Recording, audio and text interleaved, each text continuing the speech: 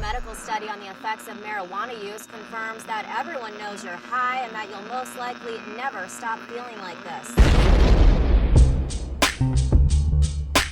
Your parents know you're high. Your friends know you're high. Strangers on the street know you're high.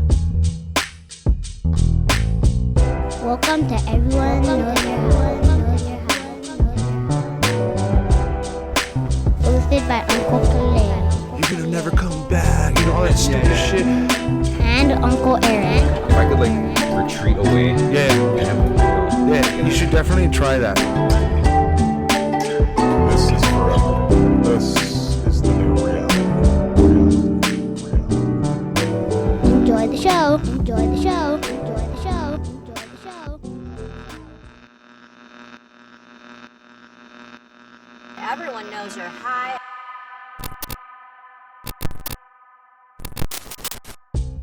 This episode is brought to you by Mills Nutrients.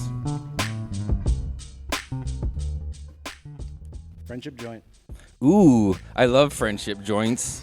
I love rolling joints and friendship. I love friendship. I love smoking joints. What else? Go for it. I don't really like smoking them, but I love rolling them. You know, one thing I also don't like is growing weed because it seems so cumbersome and difficult.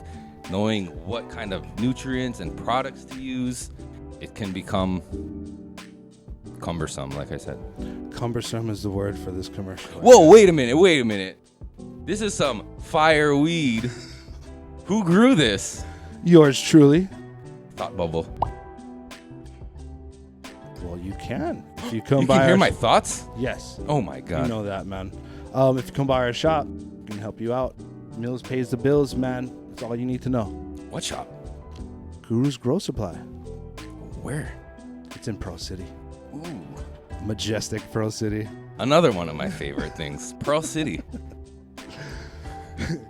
How long has Mills been providing these high quality nutrients for?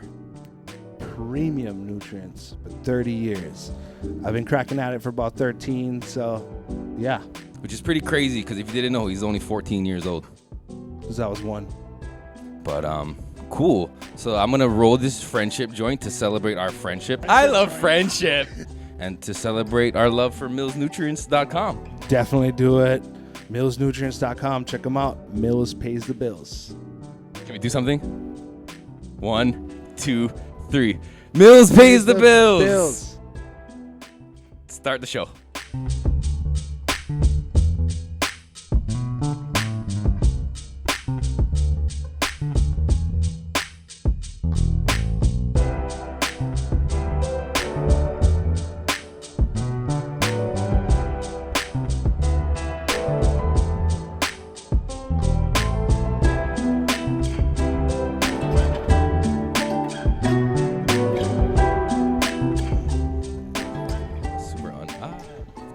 What's up, everybody? Welcome to the next episode of Everyone Knows You're High. Starring our guest, Davin. Yay. What's up, aloha, everybody? How's it going, man? Shout out to the production crew back there, Turtle Doves, and Bud Naked's not here yet.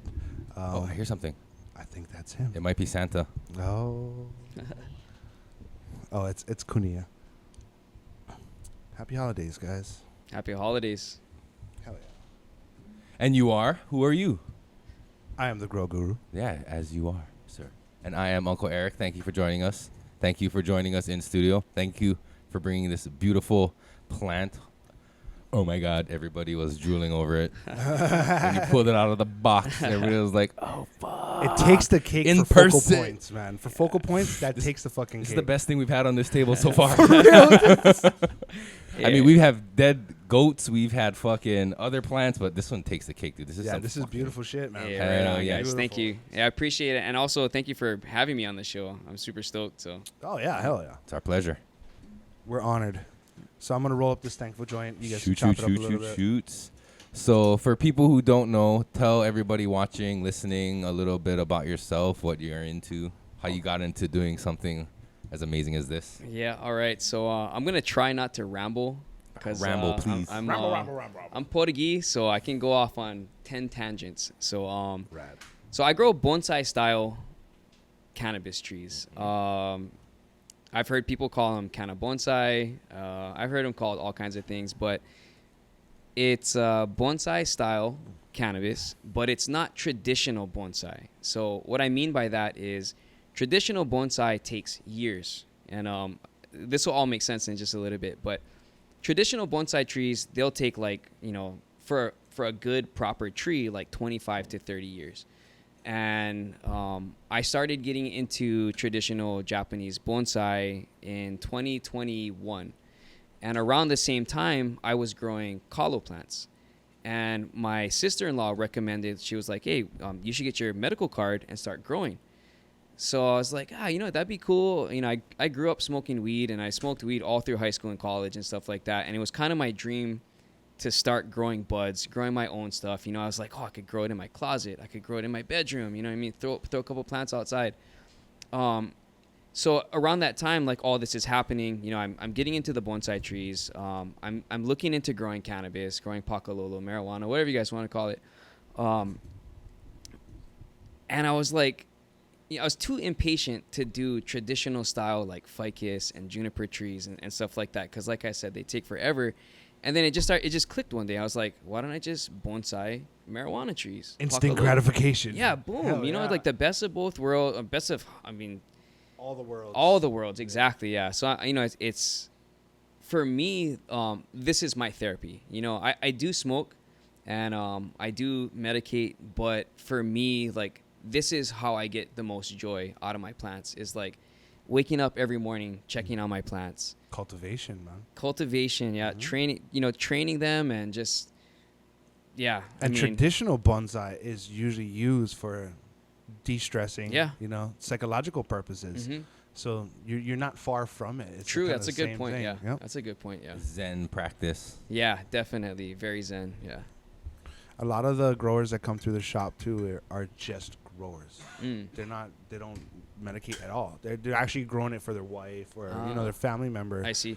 But like I was just telling you earlier, like what you're doing right here, that's such a cool way for people to like break the ice on growing themselves, because it slows everything down for them. So Mhm. you can properly spend the time, the therapy needed, Yep. have the result from all that time and focus that you put in, Mhm. the beautiful plant like this. Yeah. So everything that you're implementing and growing can Yep. happen right now while you're doing it. True. It's fucking beautiful. And you know, to touch on that point too, like, you know, I might not get a big harvest out of this plant, but I'm doing it on such a small scale. Like you said, Kalei, it slows it down, and I'm learning a lot of like really powerful, you know, low stress training techniques, and in the process, like figuring out like how far I can push the plant, you know, where the boundaries are. Yep. And, you know, when I can toe that boundary line and when to stay, you know, on the right side of it. So every time I do like a bonsai run, like I don't only do bonsai trees, I grow like full blown plants, but I'm able to pull what I'm learning from when I bonsai the trees into my actual practice of, you know, growing plants that I'm trying to get a good harvest out of. So Applied knowledge. Right exactly. There, man.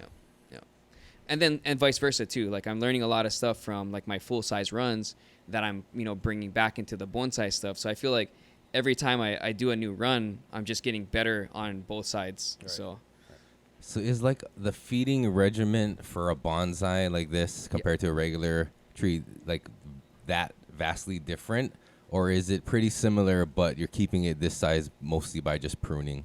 That's a good question. I think for the most part, it's not that complicated, or it's not much different from like a regular tree. Yeah.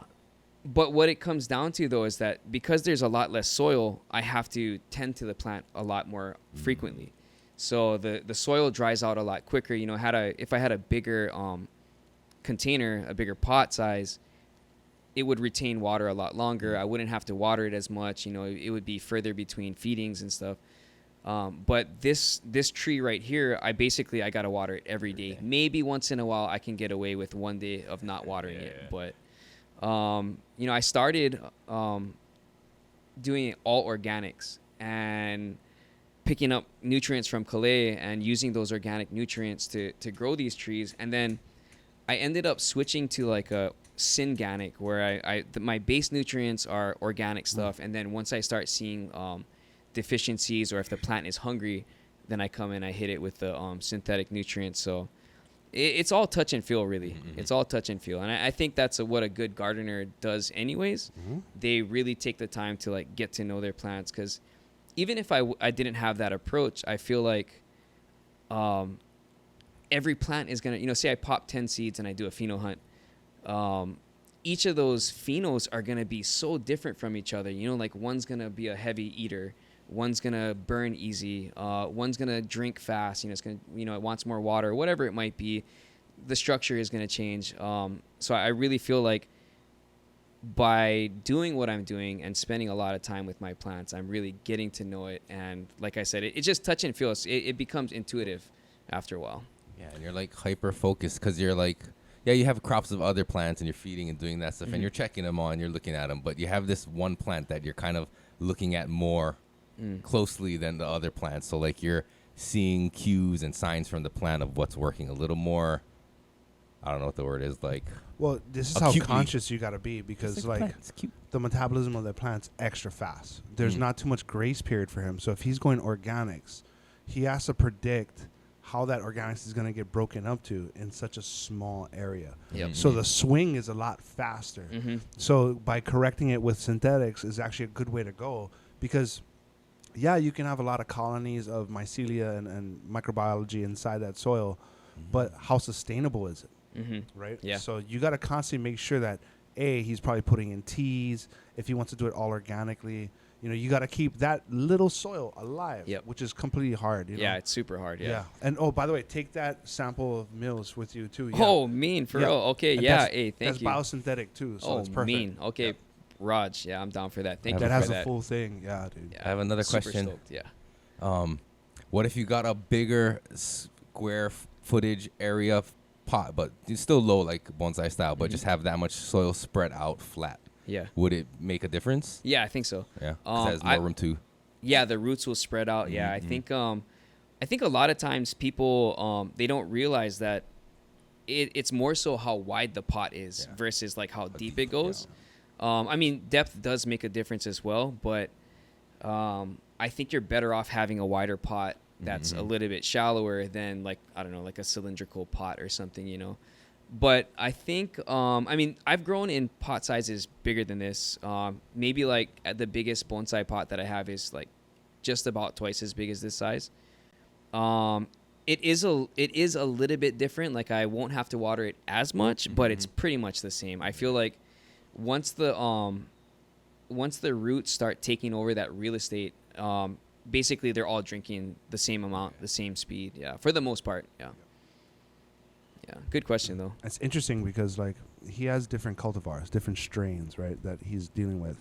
So in that small amount of media, he has different personalities that will eat differently. That would want more water, less water, more light, less light. They'll shoot up high. So like there's a lot to think about when you're doing a project like this, especially if you're running multiple strains, which like, someone who's starting, if they're to do this, it'll be a crash course in weed in such a small area, like a biodome. You know what I mean? Like if you did a pheno hunt of that and then like could lock in everything, it'll be a lot easier for you. But you chose to do each individual cultivar, which is a testament to how focused you are on what you're doing in front of you. You know what I mean? It's a lot easier to take the easy way out. That's why a lot of people that grow, I kind of tell them to look at your page. Oh, for real, mean. Yeah, Cool. I tell them, like, hey, dude, if you want to, like, this is an interesting way, because they're like, I don't smoke. I just want to try. I'm like, fuck, if you're going to do that, do something beautiful. Try that. Try this. Because this will challenge you on being vigilant on your plant. Because, dude, 2 days, your shit's dead. Yeah, for sure. You know what I mean? I was gonna say it is kind of like an extreme crash course, like like getting into. If you what can it do takes. this, you can fucking grow. You know what I mean? Pretty easily. Yeah, definitely. It's really quick. That window of time of like opportunity and then like opportunity and death, like that window is really small. You're skating that line, and then like not only that, it's pH fluctuations. Yeah. So like too dry, it locks out. Hydrophobic is right there, so then nothing will be absorbed, and then you'll start to see deficiencies. Yeah, so it's true. like, What if that happens? What can you do to fix that? dude, you gotta Nothing. fucking, You just kind of. Well, no. If you're hydrophobic, you can do saturations and let it, retake the moisture back up. It'll take time, but your plant's gonna fucking die. Yeah, it's gonna hurt for sure. You don't have that time. This thing looks like lush and green and like healthy. Beautiful. I really like how the fucking roots look outside and going around the rock. That's so dope. I'm telling you, do something It's like that, super Eric. cool. Bro, you love That's it, man. fucking I'm telling cool you. as shit. You just got to be vigilant on it. That's Yeah, it. But yeah. like I said, there's ways to do it around it without like and still abide by Davin's rules of doing it. Like a drip system would be okay. Like I'm sure you could do or a wicking system that would wick up and drain out. Like that would work. You know what I mean? But still, it's kind of the joy of it is actually getting in there, Being in putting the the garden, water yeah. and doing it. Yeah, if you want to give yourself that grace period between death and life, then you can do something like that. But like you said, the craft comes in, the attention you put into it. Yeah. It's so fucking cool, dude. Yeah, So cool. Look man. at that face, dude. Like, you want to fucking do it? Yeah, do it, man. Do it. Dude, you fucking better do it. I found man. a pack of seeds that I had. Why? You have everything. I gave you everything. No, I don't have any. Like, I have seeds to start. That's what I'm saying. Like, You have Eric's clones. just gonna give it well, to if I'm you not, and give up. I mean, I might as well. Yeah, I could do clones, but I have seeds. I could try from Yeah. beginning to end, like actually start to seed to thing. But like, I like that because if you're like framing it in the process of like, oh, I'm just gonna grow a bonsai tree, not necessarily grow crops to smoke and shit. Like if Right. it comes out like that and I get some shit to smoke, that's cool. But still, the process is, the journey is growing the bonsai, and fucking, yeah, that's pretty dope. I don't know. It's not Yeah, about the it finish gets me line. excited. It's about the process, right? That's huge, actually. What you just said, about it's the journey and everything that I do. Like I dabble in a lot of things, but everything that I do, people trip out because they're like, "Oh, Davin, you're really good at that," and I'm just like, I just take the time and I enjoy it, and enjoying the journey, enjoying the process, like that's gonna take you far, Like 90% of the people are in such haste. Yeah, They're they not just want the enjoying end. it. They just want the end product, and, Yeah. and when they don't get that, then it's like, oh fuck. You wonder why. I'm guilty as fuck, Yeah. dude. Like, I catch myself like, oh, dude, what the fuck? Oh, that's why I was rushing like an idiot. I should Yeah. have just took my time. Yeah. Yeah. Well, so I have 2 daughters, and I tell them this all the time. I'm like, when you're in school, you want to do the best that you can. Like, if you actually enjoy going to school, you're gonna want to do the best that you can. Like, don't go to school thinking like, oh, I just want to get a grade. Like, go to school, learn that shit, enjoy learning that shit, hang out with your friends and stuff like that. Like, that's what's really gonna make you successful Yeah. in school. But then that same concept is what I'm applying to like my bonsai trees, like my photography, my videography, all that kind of stuff. Is it's like, if you actually enjoy the craft of it, like you, Kalei. Yep. Yep. So Yeah, you have to enjoy the process to have a good result, man. That's key. You gotta love what you're doing. especially plants, I feel like too. A lot of people talk about talking to your plants. You're like, oh, do you sing to your plants? Do you talk to your plants and stuff like that? It might be like it might have some kind of like divine connection, maybe. But even if it doesn't, though, like scientifically, if you think about it, if I go into my tent every day and I'm like looking at my plants, I'm like talking to them, I'm breathing on them. I'm CO2 exactly. I see the bugs or whatever. You know what I mean? I start noticing the deficiencies, and this is actually a really stony concept that I came up, or like I just kind of had an epiphany one day. I was like, gardening is a language. And it's like when I get into my garden, I'm communicating with my plants. I'm telling my plants, like, I want you to be happy. I want you to be healthy. You're manifesting health. Yeah. And then my plants, too, they're communicating back. They're like, oh, I need nitrogen. I need phosphorus. You know what I mean? I need water, whatever it might be. The light is too close. So it's the process of sending and receiving messages. Yeah, it's nonverbal, but it is communication. Yeah, exactly. Yeah. That's why when I run the classes and stuff, I teach people like numbers is your friend. Mm-hmm. That's my language with the plants. Yep. So I'll pull pH, parts per million, and I establish a relationship between the two numbers. Mm-hmm. Whenever I'm in that sweet spot, I notice parts per million drops, and my plants look healthy. Mm-hmm. All right, bing, light bulb goes off, right? Yeah. Oh, shit. I'm feeding them something, parts per million, Mm-hmm. and it's within their appetite range, right? Yep. Their window of like, that's good, I'm going to eat it. Yeah, yeah. Then as they're eating, parts per million is dropping. Mm-hmm. That's kind of like, oh, shit, now I'm talking to them, right? I look, hey, something's not right with this plant. I'll test out the soil and be like, oh, fuck, the pH is off.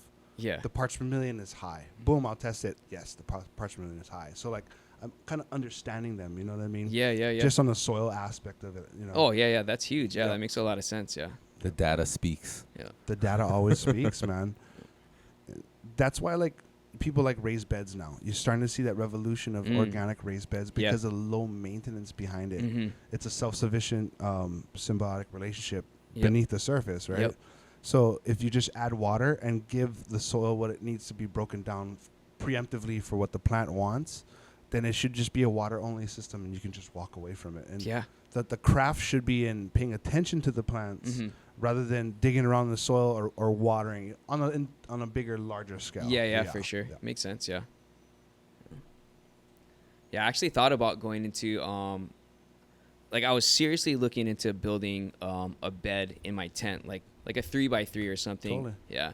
But then I was like, fuck, man, because I grow in my bedroom, and my bedroom's like all the way through the house, like down the hall, all the way back in the corner. So I'm like, the amount of soil that I'd have to be like taking bucket loads in at a time or something, you know what I mean? And then when I'm done with the run, like bringing the soil out and You don't have to off the bed.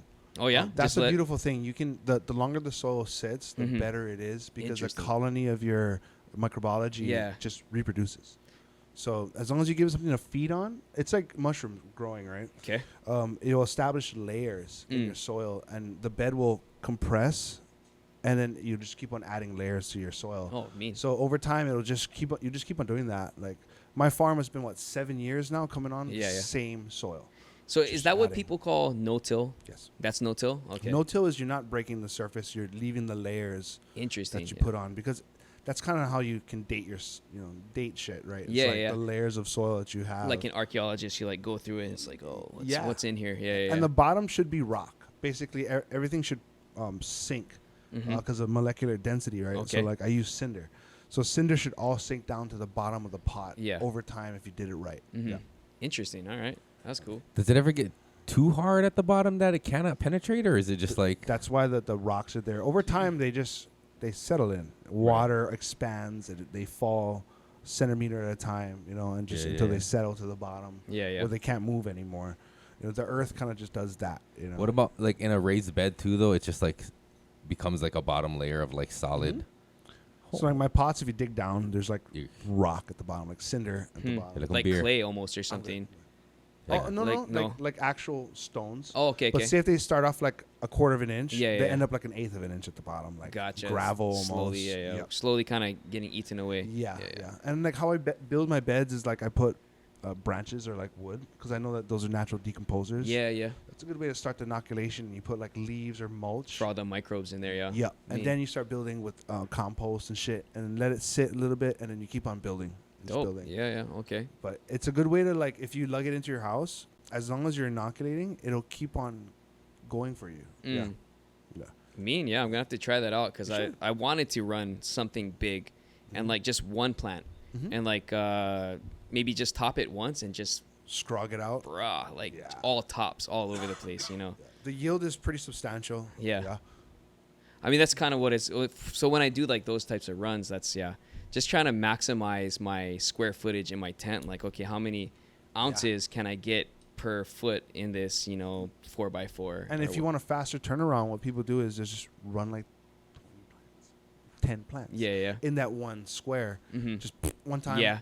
Straight uppers. Not even trellis net. training them, just let them go. Yep, Yeah. Just trellis net, send it. And then it'll be pretty much as if you had the one, but then you'd be a faster flip. Yeah. That makes sense. Yeah. So that's what's beautiful about the plant is like you can manipulate this plant however much you want based on Mhm. your type of situation, right? True. Yeah. So you want to go big one time, like you have two options. It depends on how much time is allotted. If you Mhm. want to just take a shit ton of clones Yeah. and then veg it out for like 2 weeks and then flower. Yeah. Boom. You flip could do 'em. that. Yeah. Totally fine. Yeah. I thought about it. I thought about that. I do want to try that too. Like Mm-hmm. a lot of times I get lazy and I don't want to take my clones because I'm just like, fuck. I gotta like clean all my shit and then like make sure everything's sanitary and then like go and take my cuttings and like then on top of that too, now I gotta like wait for the mother plant to like recover or whatever, give her some time to bounce back and That's why I like the easy cloner. okay. Because it's pretty much water roots, like a hydroponic Yeah, system. so it's like like Yep. an arrow cloner. Yeah, And then you can start that a little bit sooner. Yes. yeah. So that's why I like that. Like you can put it into little solo cups or Mhm. little paper cups. Yep. And you can start it up with a rock already. Yeah. And then take it out. And So I wanted. So right now I'm using for all my clones up to this point, anyways, is like the cocoa cubes Mm-hmm. in the dome, and it works. I have a really, I would say pretty good success rate. Like Uh-huh. for the most part, there's been a couple of runs where I had them die off, but for the most part, it's like 95%. Mm-hmm. But I really do want to get into like the easy cloner so that I can do this more easily. Totally. So like and acclimation. You don't have to harden your clones off. really, Yeah, okay. it's just because straight it's up. open. That's why. Yes. Oh, mean. Easy cloner to fucking media. Yeah, Yeah. dope. And then also too, like, you know, so what I'm doing with the roots and stuff like that, like you said, I could just already have it growing on a root, it just straight into the bonsai pot. Yes. You know what I mean? Yeah, Yes. that would be huge. And then also too, that would save me a lot of headache on like, you know, how I was talking about earlier. I have 8 different cultivars in my tent, and like, this is the smallest one that I have, and the other one, like the biggest one, is like 3.5, 4 feet tall. Right. So I have this huge range in like what my plants are doing, what they want, what they need. And I have to like, I was already telling you guys that I have like a table and then like a chair on top of it, and then Right. like all kinds of stuff in my tent to like even out the canopy so that, you know, they're all getting the same amount of light. You know, I'm Right. not, none are too close, none are too far. But had I been able to like do clones, like say I pull, you know, 8 cuttings from this same cultivar, and I know already what it's going to grow like. You know, it's like, okay, they're all going to be the same. I know the genetics are going to be good. Exactly. That would be huge. That would actually save me a lot. Yeah, you can monocrop a lot easier off the easy cloner. Mm. It's a lot faster of a production. Okay. So you have your roots. Boom. You put your roots in. Let it get hardened maybe about 2 to 3 weeks. Yeah. And then you can flip right there. If you want to flood your tent, Yeah, you I can see. do it like that. Or you can just do it slowly, and you can have a replicated amount of, you know. Yeah. What I've been doing recently is I've been washing my clones with bleach and hydrogen peroxide. Interesting. Okay. I do a 10-to-1 wash with water and Dawn soap, just as if you're doing a tissue culture. Okay. And I'll just sit there and fucking do this and just wash it back and forth. Yeah. And what that's doing is, on a cellular level, it's pulling out pathogens in your. Oh, yeah, I see. So you're cleaning your whole cuttings out one more time, and then not to mention you're killing the bugs too, right? Yeah, yeah. And Top then to bottom, the roots and leaves. and the then whole all- plant oh. goes into a mean. bleach solution, and then there's suds on there because there's soap. Mm-hmm. So you take it, you put it into water. Yeah. And if you still see suds in the water, Mhm. then you put it into another clean water. Yeah. Until you don't see suds, then you're bleach free, and then you go back into the fucking easy Mean. cloner. Yeah, yeah. The And the plants handle. oh yeah. Yeah. And dude, like honestly, the rate of success goes up. Dope. Yeah. Yeah. That's killers. Yeah, I'm definitely gonna have to look into the easy cloner for sure. Totally. Yeah, Totally. yeah. Yeah, we can get that. And then when I do get back into cloning, I'll hit you up about Oh, bleaching yeah. my plants and. Oh yeah. Yeah. That's something I just started. Like I was doing just a regular IPM dips and stuff. Mhm. But I was like, you know what? I seen guys doing it, and I did research. Chaz came down and did the tissue culture class, Okay. and I was I like, remember that. That was, yeah, if he can do that to a tissue culture, which is a meristem, Mm-hmm. then the whole plant should be okay. Yeah, should be able to handle that. Send it, dude, and then fucking they're doing fine. And they Yeah. look good too. Like there's no like if the mom's sick, Mm-hmm. the babies kind of look a little bit better than what the moms were looking. So progressively, you can kind of like uplift your garden, you know, and hold on to strains that normally, if they're sick, you don't have to deal with that deficit anymore. Yeah. Mean. Mean to fuck that. Selective I love breeding. it. So, yeah, it's not so much Saving. selective, it's saving. Yeah. Say selective saving. Yeah. Savers. Shout out for all your sneakerheads hunting weird shoes that you might not be able to find other places. Go check out Savers. I Every love once in a Savers. while, they got some fucking. I get all the Banger Target kicks. Richards fucking shirts from Savers, man. I know Golf it's the clubs, lower right? shirts. Yeah. Golf clubs. Bro, I got an impossible Rubik's Cube. Oh. You ever heard of it? Did you do What it? is- Bro, it's impossible, dog. What's- It's fucking impossible. You solve it and you're like, fuck, I want my money back. You solve Yeah, it's some bullshit. You solve it, and then you look at it again, and it changed. Like, God damn it! It like has that kind of like, you know, those 3D or It's color all lights changing. And shit, so you do No, it, it's like, what the fuck? I It's can't like- win. you hold it at one angle, and the tile looks orange, and then you adjust it a little bit, and now Yeah. it's blue. And That's it's a like, trip. and then you Oh, flip it the other way, and the other ones are like green and yellow. It's like, which the fuck is it? That's fucking All right, classic. I came up with my thankful. Wow, you had that much time to think about it. I'm thankful for marketing geniuses who's able to sell people crazy shit. Things that are impossible. Here's an impossible puzzle. Go. Like talk about like as frustrated as you can be. Like here's an impossible Rubik's cube. Like man, fuck you, dude. Yeah. I don't want that shit. Well, yeah. Add to my frustration in I'll life. never solve it. I got it from my son. He's into Rubik's cubes. I told him when I'd you wait solve till, this, like- you fucking champion level. Yeah. Mean. I don't care how long it takes. It's like 'cause chasing a rainbow. Just keeps getting further and further Yeah. every time you Yeah. get It's like, closer. Dad, I got it. Oh. It's like, you'll never teach your kids how to be a winner. It's like, oh, dude, I can never win at this shit. Like, oh, I'm sorry, hero. Not a Classic. Rubik's cube. Yeah. It's like not a good one to get them started on. There's no gratification in that. Seeing them solve it and be excited and be like, I fucking did it. That's fucking cool. Totally. And then seeing other kids their age be even more amazed that, holy shit, you solved the Rubik's Cube. It's like, yeah, that's cool. I'm thankful for, you said what? Marketing geniuses. Marketing geniuses at toy companies. Or Anybody. I'm just going to say I'm thankful for the inventor of the Rubik's Cube. Cool. For keeping kids entertained off Oh, good, devices. thanks. For generations and generations. Yeah, for decades. I mean, they got 2x2s, Yep. 4x4s. Bro, they have 5x5s. They have 5x5s. like dodecahedron shaped Bro. ones that are like, The biggest They're one is crazy, like bro. 21 by 21. that's And mental. it's, like, How you even huge. turn that? Because I can solve like 3x3s and 4x4s. But the 5x5s, I mean, it's all algorithms and you got to memorize like yeah. patterns and all this kind of stuff. So it's a lot of brain power. And then like after a while though, it becomes muscle memory. But then yeah, dude, when you're getting into like 21 by 21, bro, how the fuck do you even turn a fucking cube like that? You know? You want to look it up? I can look it up on YouTube. Whatever. I've watched the YouTube. I've gone down the rabbit holes. Have you seen? There's a kid. This is kind of an older video, but he's got 3 cubes, and they're all, juggling and it. he's juggling it Yes. and solving them Yes. one-handed each. I'm like, what? And it didn't take long either. Yeah, it wasn't dude. like it took, he was juggling for an hour. It was like He's a all few sweaty minutes. and shit. Like It's 3 crazy. minutes or Yeah. something. Yeah, it's Man, crazy. I did see that. Yeah. I can't remember his name, but shout out to that guy. Well, even though you didn't smoke, Yeah. you I got a can lot of still- secondhand. You can you can still share what you're thankful for. It's a thing. Oh we do yeah. here. Oh, that's what the thankful joint. Ah, I Yeah. see. Wait, Anu, did Anu say? Not yet. I'm thinking of mine right now, so that may be wait. Okay. Oh man. Let's see. What am I thankful for? I got a question for you after you're done. Yeah. Okay. Shoot, I'm thankful for you guys bringing me out here. Thankful for the, like you guys being in the community and getting people stoked and having this podcast, doing these lives, keeping people stoked. Like I've got a lot of friends that I've known for years that they've been growing for a long time and they're still growing, or maybe they're taking hiatus because life happens. But I've got a lot of friends that already are following you guys. Like when I reconnected with you, Kalei, a couple years ago, like noticing that we have a lot of common friends or like mutual friends, and everybody's like part of the community. So I'm thankful for that and you guys and doing this and bringing me into it. So thank you. Glad to be a part of it, man. So, quick question for Uncle Al.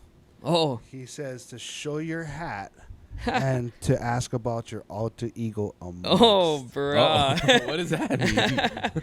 Oh man, so Uncle Al, we used to write graffiti together back in the day. So we're both from the West Side, and yeah, I used to write. I mean, I guess I never really gave it up, but I definitely don't do it as much as I used to. But my alter ego, my street name, my whatever you want to call it, is Among or Amongster. And shoot, Not even. yeah, that's have you seen that? I've seen you around, cuz. Mean. No way. Yeah, that's me. So, but yeah, we actually we ran from the cops together one time. More I was running for office, bro. Statutes of hiding. limitations. More like, yeah. That was He's Hey, got good to fast hear feet. from you, Al. Statute of limitations, bro. This is a long time ago. This is. Yeah. They're kids, man. This They're is a different kids. time back then, bro. Did you guys have a crew, or is it just like you guys used to just throw up shit on your own? I or- mean, like there was a small group of people, but after a while, I mean, I just kind of did it to have fun, Yeah. and get myself like pumped and the adrenaline rush and whatnot. So I did have a few friends that like I was kind of close with, and we called ourselves a crew, but like I wouldn't really say that we're a crew. I mean, like Tonk over here who painted my pot, he's freaking up. I mean, this guy's been up for decades, and he's Turtle Dove's all starstruck back there. In case you didn't know, he's from Fist City. Wow, Fist City. Hey, Mililani. Oh, okay. That was one. I don't know. Just trying to throw that out there. Nah, but must be a lot of graffiti up there. Oh, sorry. Oh, Okay, explain to me what Fist City is. Fist City. Come on and find out. No. Oh, Sounds like a threat. what to say? Sounds aggressive talk. Classic. Milani's so hard. It's just like it's like a melting pot, It's like it's central, so it's in the middle of everything, and you just get anybody from any side, and we just all coincide, and it becomes Fist City. A good mix of military, good mix of local. I'm The I'm convergence seeing a lot of more that military now. creates a lot of fists. Oh yeah, definitely. Especially the shack. You want to find out about Fist the City. shack? The Shack, Milani. What was that before? The shack. Shaq Milani. What was it before that? It wasn't always the It Shack. was always the shack, bro. Oh, always the yeah, Shack. that's right. Mill, yeah. Speaking of Mill, No, the shout Mill- out to Mill. The mill wasn't Wasn't it the Shack? No, Oh. it was by It the was after- it was fucking after 24 Hour Waldo's, bro. Fitness. It was after Waldo's. Yeah, It was after- by Ross's. Oh, maybe I'm confused. You're Wasn't confused. it? It was never anything before that. No, it was always the Shack bro. Yeah. since it opened. Yeah. Fist and then City. Foodland was Fun Factory, and there was Yeah, a hey, roll- Right? let me ask you Right? this: you guys didn't spit on your fist before Had they're jellies. kind. Never all dry. Wasn't there a comic book store over there? Maybe you're too young to remember. Too young. There used to be a comic book store over there in the corner. Yeah. At Taco Time. Taco Time. They had that one fucking geriatric macaw. He had like no feathers, just a head had Oh feathers. yes, Milani Yes. store. Yeah. Oh, Revenant. So fucking like, so depressing his caw. He's like, "Caw." Caw. It does, Al. You're right. It does. I'm not gonna say it out loud because I don't want to offend turtle doves. I like Totally Millville does. better. Millville yeah. sounds cool. Millville's cool, man. That's what I grew up or like I never really called it that, but my friends would yeah. Mililani. Yeah. What else? Other places had like cool nicknames. Manana. What was it called? Manana. Manana. Do you guys still find yourself calling things the old names even though they've changed it or tried to change them? Fuck yeah, I Big still time. say fucking Dae. Yes, please. What is it now? Oh, Don Quixote, yeah? Yeah. Holiday Mart. Holiday Mart. What was it before? Kim's Gems. Gems, that's what it was. Yeah, Gems. My With a mom G. used to work at Gems. In Waipahu, yeah. No, Kalei. Waipahu too? No, but she's worked one in Kalei. Oh. Yeah. Oh, no, I thought you were saying. I fully Oh, fucking yeah. know. How I about didn't hear it. cornets? Yeah, In Cornets. Waianae yeah. and Waihoa. I still call it Cornets. Yeah, right? Yeah, the one in Waianae, yeah. That was the last one to go, man. I Was like- it? They had 2 stories, right? In that one? Yeah, I don't know if it was ever if they were running 2 stories, but the building is 2 stories. It might have been like their stockroom or something upstairs. Oh, okay, yeah. okay. The office. Psst, get downstairs. You know, Yeah, yeah. Employees only up the stairs. I had the Yep. sign. Fucking, what else was But yeah, there? we still call it Waipahu Cornets. had Arakawas. Do you remember in Mililani when there used to be a Woolworths? Yes. Waianae too. Waianae had a You had a Woolworths, yeah. Woolworths? Yep. Oh, the good old days. Let's see how old we are. Remember Winner's Choice? Oh, yeah. What? That I don't know. So, Waipio Gentry as kids, there's a video game store, comic book store. Okay. like, right on the corner. Fuck yeah, all the kids used to go there and just play Mortal Kombat. Across from where like Jack in the Boxes, there's that one little It's a square lending building. service now, right on the corner. Okay. Yeah. Yeah. Had arcades, trading cards. Fuck yeah. Yeah. And then Hogs. and then HMC came. And then HMC was up by the industrial area. And I remember that's where I first got hooked on fucking coffee, man. I thought you were gonna It's say like free something else. coffee for all the kids. Oh yeah, Castle Park. I don't remember that. I remember that one time I was went a there. I think that was when we were. I thought that was a myth. Oh, you so young, bro. Right, you can go still find the commercials for it online on like YouTube, the old Castle Park. Hey, Hey, Mama, tell us the days about the Castle Park.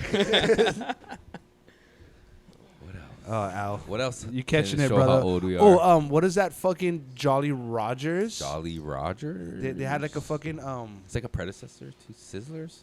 I don't know. It was like a place to eat downtown, and they had Okay, like a sounds car wash by that place. A car wash and a restaurant. It was I don't know. Sick. My grandma used to work over there, dude. It's back in the day.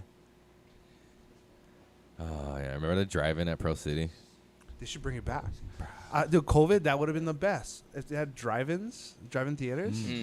And now you can fucking Bluetooth shit, or you can, you know what I mean? Yeah, Like- into your car and Just like tune it boom, your yeah. or you tune your radio to that Yeah, yeah. frequency. or just even. open the app of that fucking movie theater, and they could, your Bluetooth playing it. time is this. Yeah. And then you can put it on your car as a Bluetooth and just jam out. Why didn't they? Smoke fucking fatties. Oh, dude. This is what we should do, guys. Like you, that All would- the stoners in the community should invest in a drive-in movie theater. Put our monies together, GoFundMe, whatever we got to do, and fucking do it.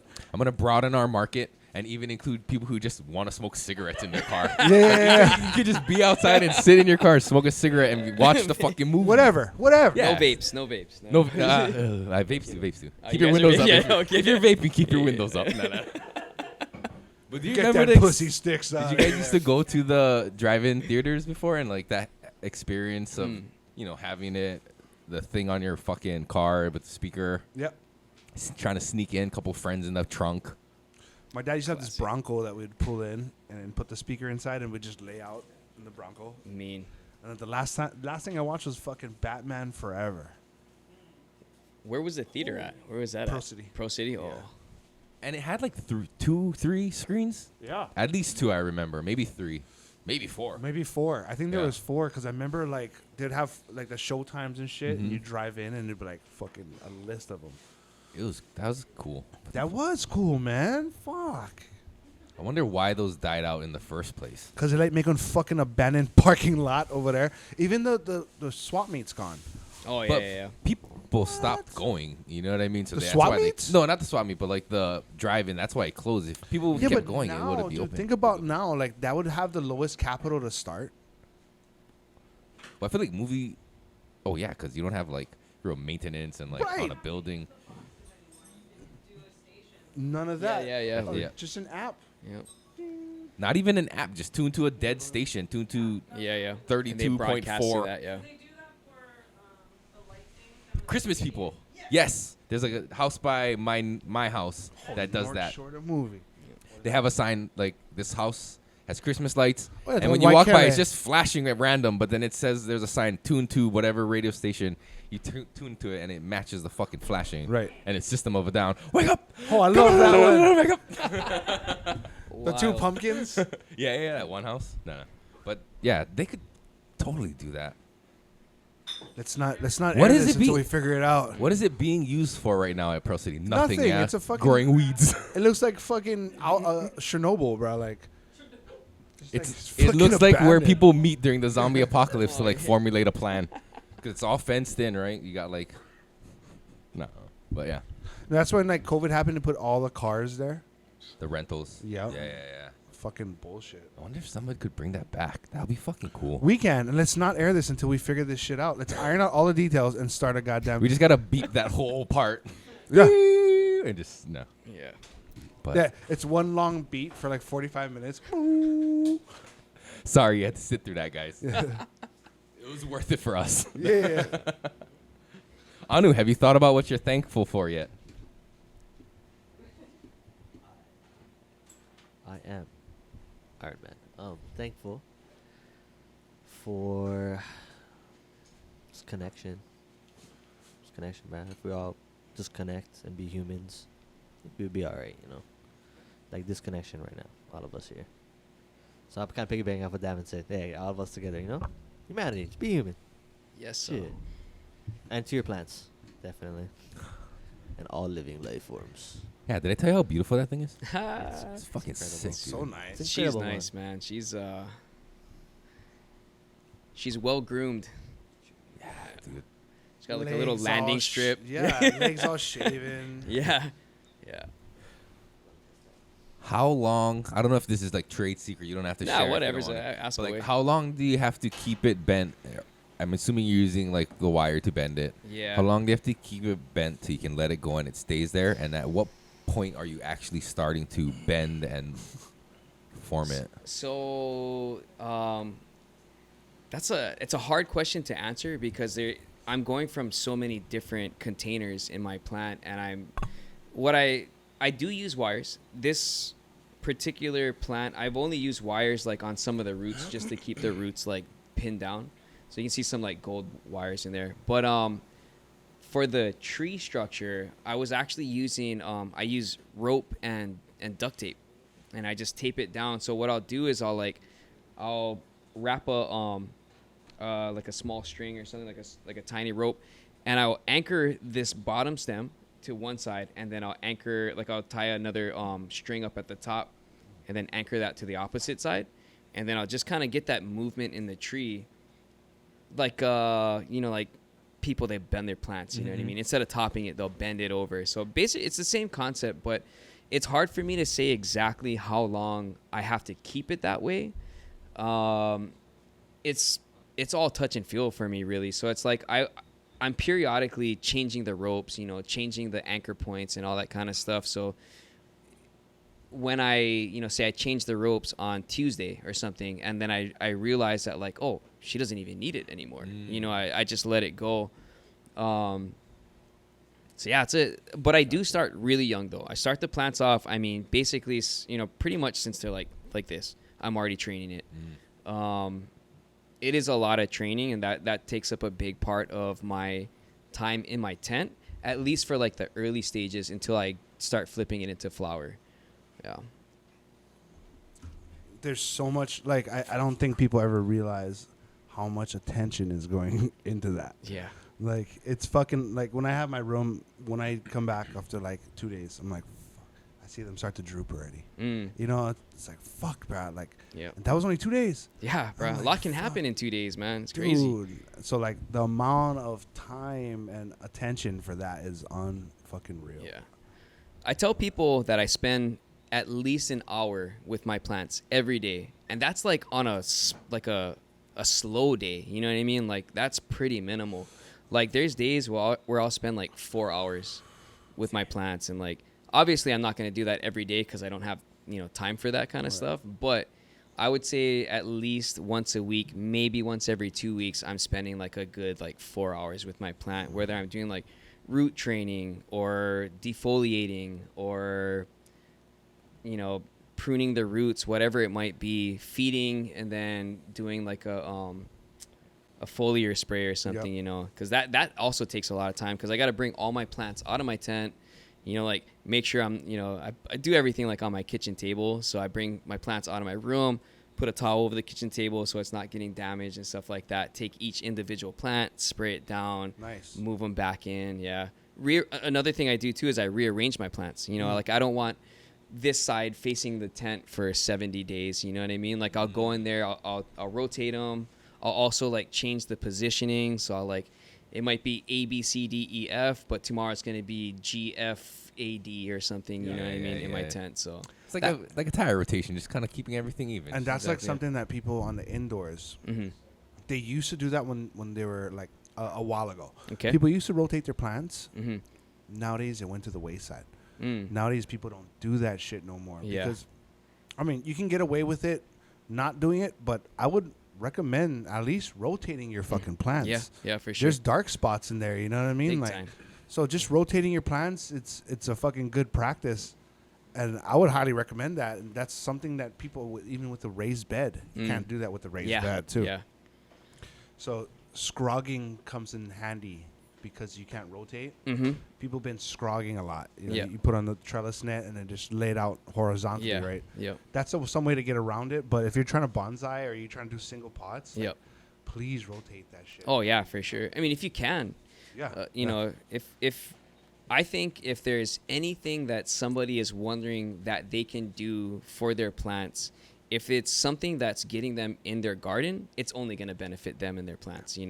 if it's them getting in, turning it, if it's them taking their plants out, looking at them, putting them back, like it's all going to help them no matter what. They spending time in your garden, unless you're fucking shit up, like you're defoliating too much or something, like that could be detrimental. But like if you're getting in your plant, you're spending time, or getting in your tent, getting in your garden, spending time with your plants, it can only help. Yeah. Put in the work, put in the time. Yeah. Enjoy the process. I get that at the shop. People come in, oh fuck, it didn't work out. Like, how much time did you spend? Oh, just in water. Like, yeah. I mean, like how, you get what you put into it. That's true. That's the whole law of cultivating anything, whether it be human life, or a fucking plant. Yeah. You get what you put into it. You neglect your kids. Guess what? They're little assholes growing up. Exactly. Yeah. So it's like, fuck, man. People need to do that shit a little bit more. Just spend time, enjoy the process. Make that shit fun, man. I know, saying it to me, I hate defoliating. Holy fuck, dude. Really? Oh, dude, I kick and scream. Oh, man. Like, it's weird. I love defoliating. I love pruning. I love trimming buds after I let me know, bro. I'll come trim your plants. You are fucking golden, bro. Heaven sent, dude. You'll never leave this premises, dude. I'll fucking kidnap your ass. But like I said, anything that gets me to spend more time with my plants, I'm stoked on it. You know what I mean? I'm all about it. Whether it's like, dude, I'll sit there and I'll be like, okay, today's my defoliate day, so I'll like bring out all my plants and stuff like that, and I'll literally just sit with one plant for like 45 minutes. And I'll take maybe like 10 leaves off or something. You know what I mean? Like, it's just me, I'm probably stoned or something, but nothing wrong with that, bro. Yeah, but I love it. You know what I mean? Like, I'm looking in there, I'm looking at each leaf, and I'm like, can I afford taking this one off, or like, bro, you know what I mean? Can this one stay in Lake Tahoe? Yeah. You would make so much fucking money because I've seen there. Mm-hmm. You know that Beauty and the Beast globe with the single rose in it? Okay. Yeah. So for $200, they were selling this fucking untrimmed branch stuck in a cork covered in a globe and wax dipped. Oh, mean. It was like maybe an eighth. Yeah. But $200. Fuck, You could sell that plant for $1,000 to those fools, man. But like, here you go. Yeah. Bonsai plant. What do they do with it? Smoke it. Oh. Rub it on their genitalia. Fuck, whatever they want to do with it. If they At pay this for point it. in time, you do what the fuck you want. What does that do? I mean, does it like Itch. make you orgasm? Like when you smoke it, you come or something? I Like, don't fucking $200 know, man. Jesus With Christ. every leaf Better. that falls off, it takes time. But the beast will be a beast forever. I was like, this is fucking ridiculous, dude. Shit. I looked at the that's- bud tender. I was like, oh, brah. She kind of fucking knew that, like, oh, he called us into bullshit without Yeah. saying anything. I was like, oh, That's classic. Yeah. fuck that. But I could see some person with the novelty of cannabis Mm-hmm. actually spending $1,000 on something Yeah. like that, or like a high number of just for the care that you've Yeah. put into it. Yeah. I mean, another way I look at it is I'm a sculptor, and this is my sculpture. It's a living sculpture. It's a living art form, and I'm putting all the time into it to perfect the statue. To perfect the sculpture. So I love that. yeah. That's fucking dope. Yeah, So this sick, particular run too, I didn't top. I mean, I think I had 3 plants that I topped, but like all the other ones, I wanted to make it look more organic. I mean, once you top the plant, it's kind of, I just feel like it looks more like I don't know, everybody's like, oh, it looks like what is it? A bush or something? No. Like, what is it? With Hanukkah, what is that thing? A menorah. Menorah. Everybody's Yeah. like, oh, it looks like a menorah. I'm like, fuck. You want to go? You don't want that. I want it to look like a tree. You know what I mean? Like a legit. So I feel like this one looks pretty organic. Like the shape of it, the movement. I like that little obstructed bend, as if the wind was hitting on it for a little bit as Yeah. a sapling. Yeah, Yeah, I man. dig that. Like it was growing on the cliff sides of Broken Japan. Daniel, son, you must take care of I rescued it from the cliff side there. Yes, but sir. yeah. That's the philosophy of bonsai, right? Is to make a small tree appear as if it was a big tree. Yeah. Yeah. Like a big tree and like on your table. Yes. But I've seen some bonsais that are like fucking 4 feet, 5 Oh, feet yeah. tall. They're Well- still pretty big, but Yeah. that normal oak tree would be like hundreds and hundreds. Yeah. Or not Yeah, hundreds. you know what I can't mean? stop Too the big. girth from Yeah. happening. It looks you so know? dope though. It's It like, does. bro, and they've probably been being taken care of for a Generations, century, bro. You know what I I mean? seen Yeah. a juniper that formed a burrow as a Mhm. fucking bonsai, and the burrow's like that big, Oh. and like it died, you know, and the guy cut it, and dude, the grain of that burrow Yeah. looked fucking like a leopard, like Oh, it's trippy. it Like was you got nice, one dude. shot to make something cool out of that limited amount of That's wood. it, Yeah. dude. That's it. Once you start carving out of it. You already it's- fucked yeah. up by cutting it off, Yeah. dude. Like, That's it. Dude, there's some when I 110. was looking into the bonsai stuff, there's trees that are like 700-800 years Mhm. old. That's wild. And those things are like the pot size is like as big as this table. Yeah. At that point, yeah. So You gotta give it something to survive. You can't Yeah. just keep it in that area. Yeah. Realistically, you're gonna have to grow. Yeah. You know. Those Yeah. are ones that go through seasons and like lose their leaves. Oh, and yeah. then come back to life Yeah. and shit. It's Did you so see crazy. the mango ones with the full size mangoes? Oh, that's Dude, dope, it's like bro. that big, and there's a full size. No. Yeah, because you That's- can air lay, right? Yeah, yeah. So if you air lay a fruiting mango tree, essentially it's as old as the mom it came from. So they air laid it, put it down, and they fucking did it to about that size. And there's like full fucking Bro, Haydens, that's dude. Like, wild. That's dope. That's cool. Yeah, that's- yeah. That's dope. That's sick. Yeah. Even the citrus tree that bloomed like 40 different citrus, the guy kept on grafting new citrus mean. of the same genus Yeah, to yeah. that one tree. And when it blooms, there's like fucking lemons, limes, fucking all kinds of shit that come out. could do that with buds, bro. Yeah. You fucking graft in like all your favorite cultivars, all your favorite strains, and just You totally could. Could you do know? that? Yes, you totally could. do that with. Humans. It's over, bruh.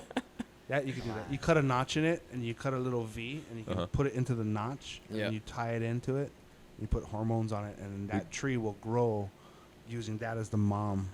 Would you have to be like super selective of what strains you do that? Because it got to be don't like know. That's a compatible. good Nobody's ever question. tried. It's like Yeah. a Frankenstein, I dude. see Or cactuses like that. or just Yeah. Graft cactuses Yeah. just go together, nuts and graft feed it like something. crazy and be like, go, baby, go. Some of them don't like that, so you're gonna have to do I wouldn't compatible either. feeding, Yeah. bruh. Can be- Yeah, true. Yeah. Because you might mix like one that's like a heavy feeder with one that like gets burnt. It might easy, and reject then- it. Yeah. Like, fuck it. Mhm. Symbiote. That's the strong hand. Yeah. That's Classic. It's a little claw. That's so dope. Anybody got any more questions on live? You're down to 2 folks. Yeah, I wish I could have brought more plants. This one is dope though. This one's actually like my that favorite one. Yeah. Yep. I got a question. Yep. What is like your dream plant? Like, what is the ultimate goal of like bonsai and like achieving? You know, like that ultimate plant. Is that what? Is that something that exists for me, or what is that? That and that. You'll never, Sorry, you'll there's, never like, so have. many You'll questions never that came out, achieve. Yeah. Ultimate. In It's like I call it the impossible Rubik's cube strain. Yeah. There you Because go. it's something that's like I'm always gonna be working for, but never get it, you know. Because then that day that I get it, I might be like, fuck it, I got it, I'm over it, you know. Shout out to all the marketing Now it's strategies right. out there. What does that plant look like though? Like, Oh, is it? like, what does that plant look like? Though? Pretty close to this, I would say. Actually, I'm actually really stoked with the structure of this this particular tree because it's so dense and compact. You know, like it looks full. It's a small tree, but it's healthy. The bud sites are all super close. The leaves are nice and green. It's frosty. You know, I'm finishing up week 6 right now. So I think Saturday or Sunday technically is the start of week 7. So She leans that donkey butter in there. yeah, you can smell it. Yeah. She leans donkey butter big time.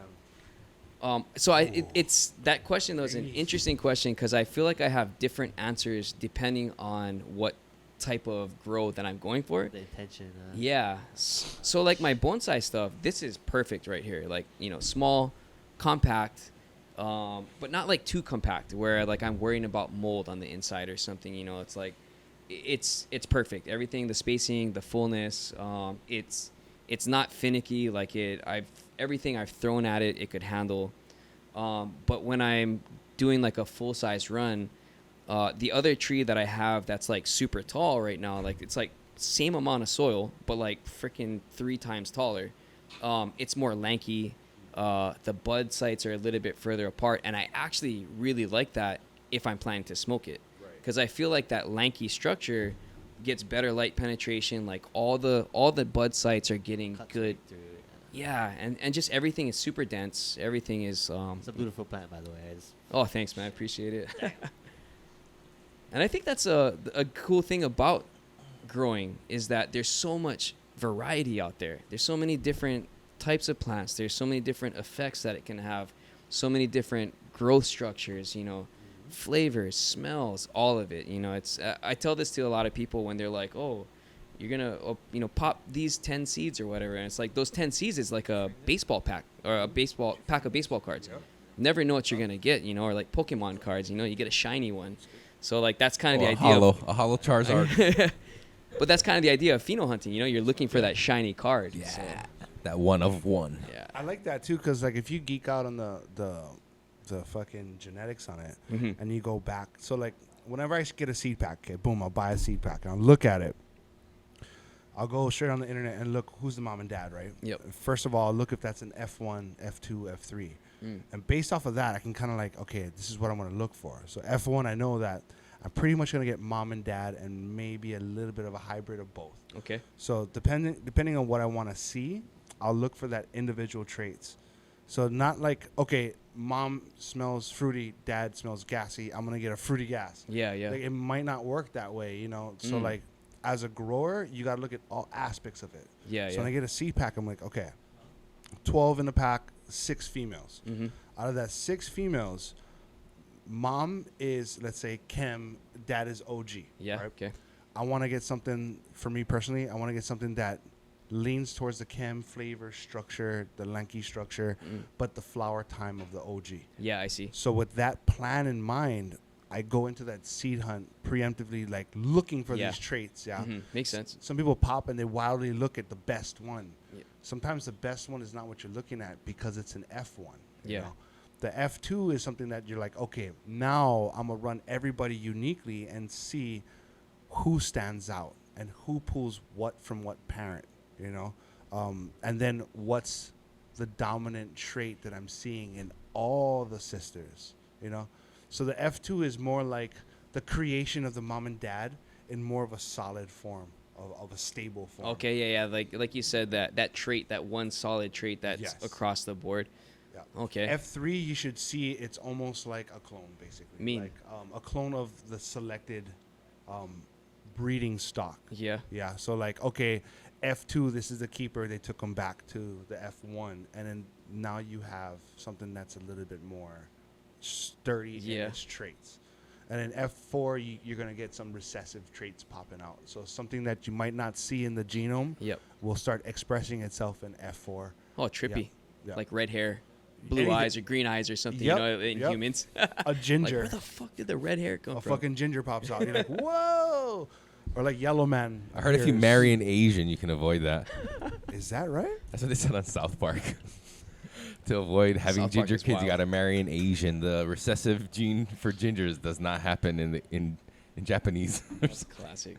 Though, I feel like I've seen redheaded Japanese or like ehu. You know what I mean? Like not like full on like dye red. it. No, we're talking like full freckles. Yeah, They okay, dye shit, it. yeah, that would Even be, the eyelashes a little bit red. I You think know? they dye it to look that way sometimes. could be actually. Yeah, they're into. A lot of culture, they're like ginger culture is when they're like, yeah, let's look like You those. ever guys." seen a ginger cow? Yeah, the red heifer. Gonna bring about the end of the world. Favorite fucking episodes, strictly because like Cartman fucking laughs. Like he barely laughs at what he did. Like because he dyed the cow red, right? Mhm. Yeah. To trick everybody. Yeah, and they thought it was like the end of the world. Yeah, It's well, fucking yeah. hilarious. Classic. So it's time for that 3 paper fatty. Oh shit! Already, Can I get that it's already here. that concentrates?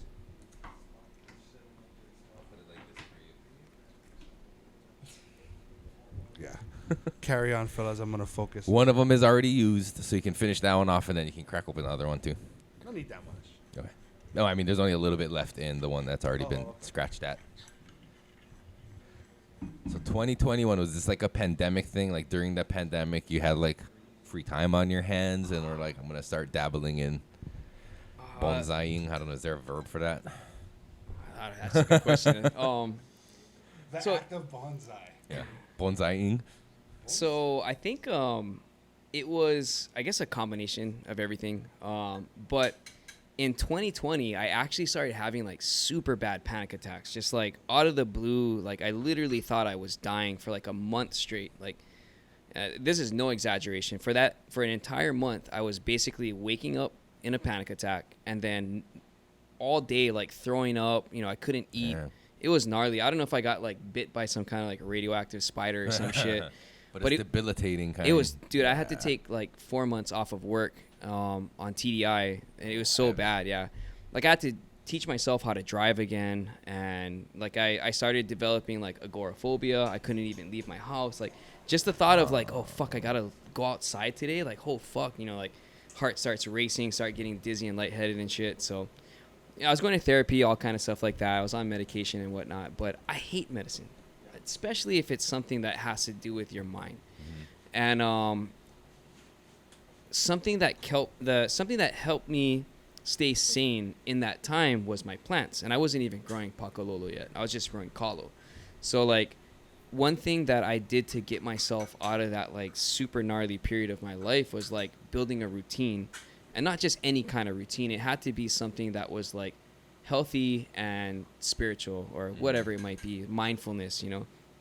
So I was meditating and shit like that, and waking up every morning and spending time with my Kalo plants outside. That was like a huge part of my recovery. So like I was saying, at about that time, like earlier, I was talking about getting into like, or starting to get into traditional bonsai. And then my sister-in-law recommending, or like making the suggestion of getting my medical card and starting to grow. And I was kind of just like, oh yeah, that'd be cool and whatever. And I didn't have the idea yet until I was like, fuck man, traditional bonsai takes like 25 years. I should have started when I was 7, you know? And then I was like, wait a minute, fucking, why can't I just do Pakalolo and bonsai together? And short boom. time. Yeah. Did you find that having something else to focus on, like when you say like when you wake up in the morning, like having like you wake up and you're thinking about your plants instead of, oh fuck, I gotta go outside today and do shit. You know what I mean? Did that help? Does that also help? Yeah, definitely. Yeah. I mean, because when you're the interesting thing, you know that game where you like, I don't know if you guys remember the game where it's like, oh, you thought about it, and it's like, oh, you lose. You ever know what I'm talking about? Like, I don't know. I feel like it might be a generational thing that's younger than us. Ah, damn it. Gotcha. But anyways, anxiety is a lot like that, where it's like, if I can keep myself busy and not think that I have anxiety, then I'm okay. But that the moment that I remember, like, fuck, that's right, I have anxiety, then it like kicks back in again, and I'm like, right. So keeping myself busy, and then it wasn't just about keeping myself busy, but my plants became a healthy coping mechanism. And I think that's what a lot of people are lacking, whether it's, you know, anxiety problems or like addiction problems or whatever like that, you know, like alcoholics or whatever it might be. People don't have healthy coping mechanisms. So for me, building that routine and then those developing into healthy coping mechanisms, spending time with my plant, taking, you know, things slowly, being mindful of what I'm doing, all that kind of stuff, living in the moment. Definitely, I guess that was a long answer, but no, yeah. Okay. But yeah, I guess the short answer to that though is focusing. You know, focusing myself, my attention, my energy, all of that into one thing, and then it also be rewarding for me. That definitely helped big time. Yeah. Yeah, we don't need short answers. You can take as long as you want to. Bruh. Okay, let's do it then. Yeah. Do you think there will ever come a time where you'd be able to enter like a plant like this into a bonsai competition or like one of those? That would be dope. That would be sick, right? Yeah, that'd be super sick, yeah. Because say it's medically tagged, everything is legit, it's above board, you know, and that would be so sick. People would be like amazed, I think. Yeah. How many people, I wonder, don't know this exists? Or are you just going to inspire more people to do it? Yeah.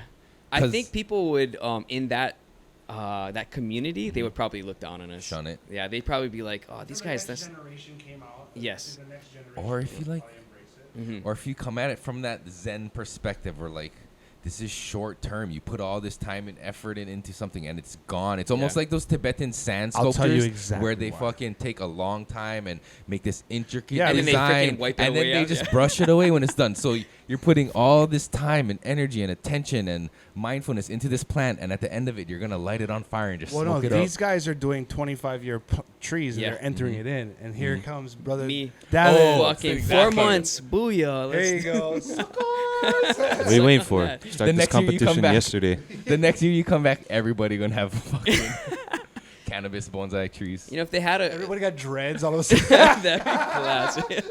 Another thing a lot of Japanese people are into is like reggae music and dreadlocks and Rasta culture. That's true, right? Dry and heavy. Yeah. I actually met Likomai. Yeah.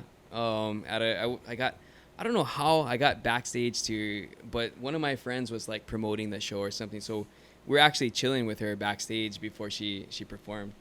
That was like, fuck, man. That had to be back in 2012, 2013. Oh, yeah. Long time ago at the Republic. Yeah.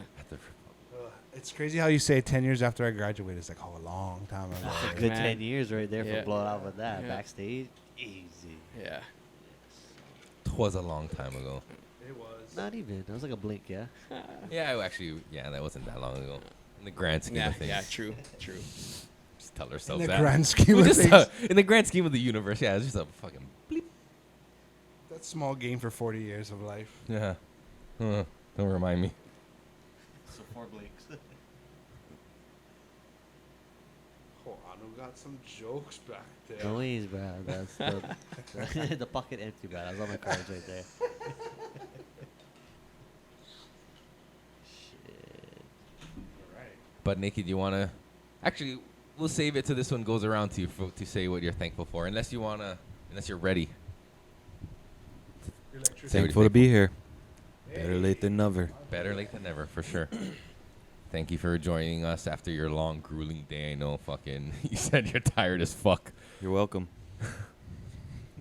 That's what we all should have said. I want to change my answer. I'm grateful for Bud Naked for making the journey and the trek out to Auntie's garage. You're welcome. You're The dead of night. Welcome for the lights. I mean, For the lights. welcome for Netflix and chill. We're taking so long to figure out these You're lights. welcome for the light that shines Wait, in your what? ball hole to see what Netflix and chill. Ay, ay, ay. electricity, bro. Busting Thankful for ass the so you have grid. lights. Thankful for technology. Technology. I can do that in Japanese. You know, you're the official Japanese correspondent over I there. can be, making I can comments be, I about will be. bonsai stuff and Yeah, all Japanese anything people are. Japanese related, I can be your authority on all things Official Japanese Nihon, correspondent. Nihongo. Erik Yoshimoto. Hi. Thank you for having me. Erickson, I you feel- like a discipline. It still feels racist. Like I feel bad doing it, but like I feel like I'm allowed. Oh, there's a Japanese Yeah, with well then you dreadlocks can right too. there. Then. You can too. Dry and heavy. Heavy and dry. Here's a question we ask all our guests: when was the first time you got high? I remember. Oh, okay, so I think the first time I smoked, I didn't get high. But I remember the first time I actually felt it. We were like down at the beach. It's like 9 o'clock at night. We're like smoking down at the beach. Go back to my house and we're smoking some more. And I just remember like we're all sitting in my room listening to music, and I was like, fuck, I'm kind of thirsty, guys. I'm going to go get some water. I walked over to the fridge. I was 14.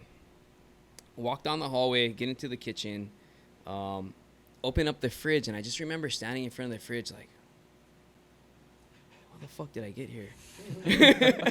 So then I closed the door, and I'm like all, kind of confused, and I closed the door. I walked back to my room, and like, my brother and all my friends are chilling, and I started saying that. I was like, fuck you guys. I walked all the way to the fridge, and I don't even know how I got there. And in the process of me saying that out loud, I just heard how ridiculous it sounded, and I just fucking started laughing.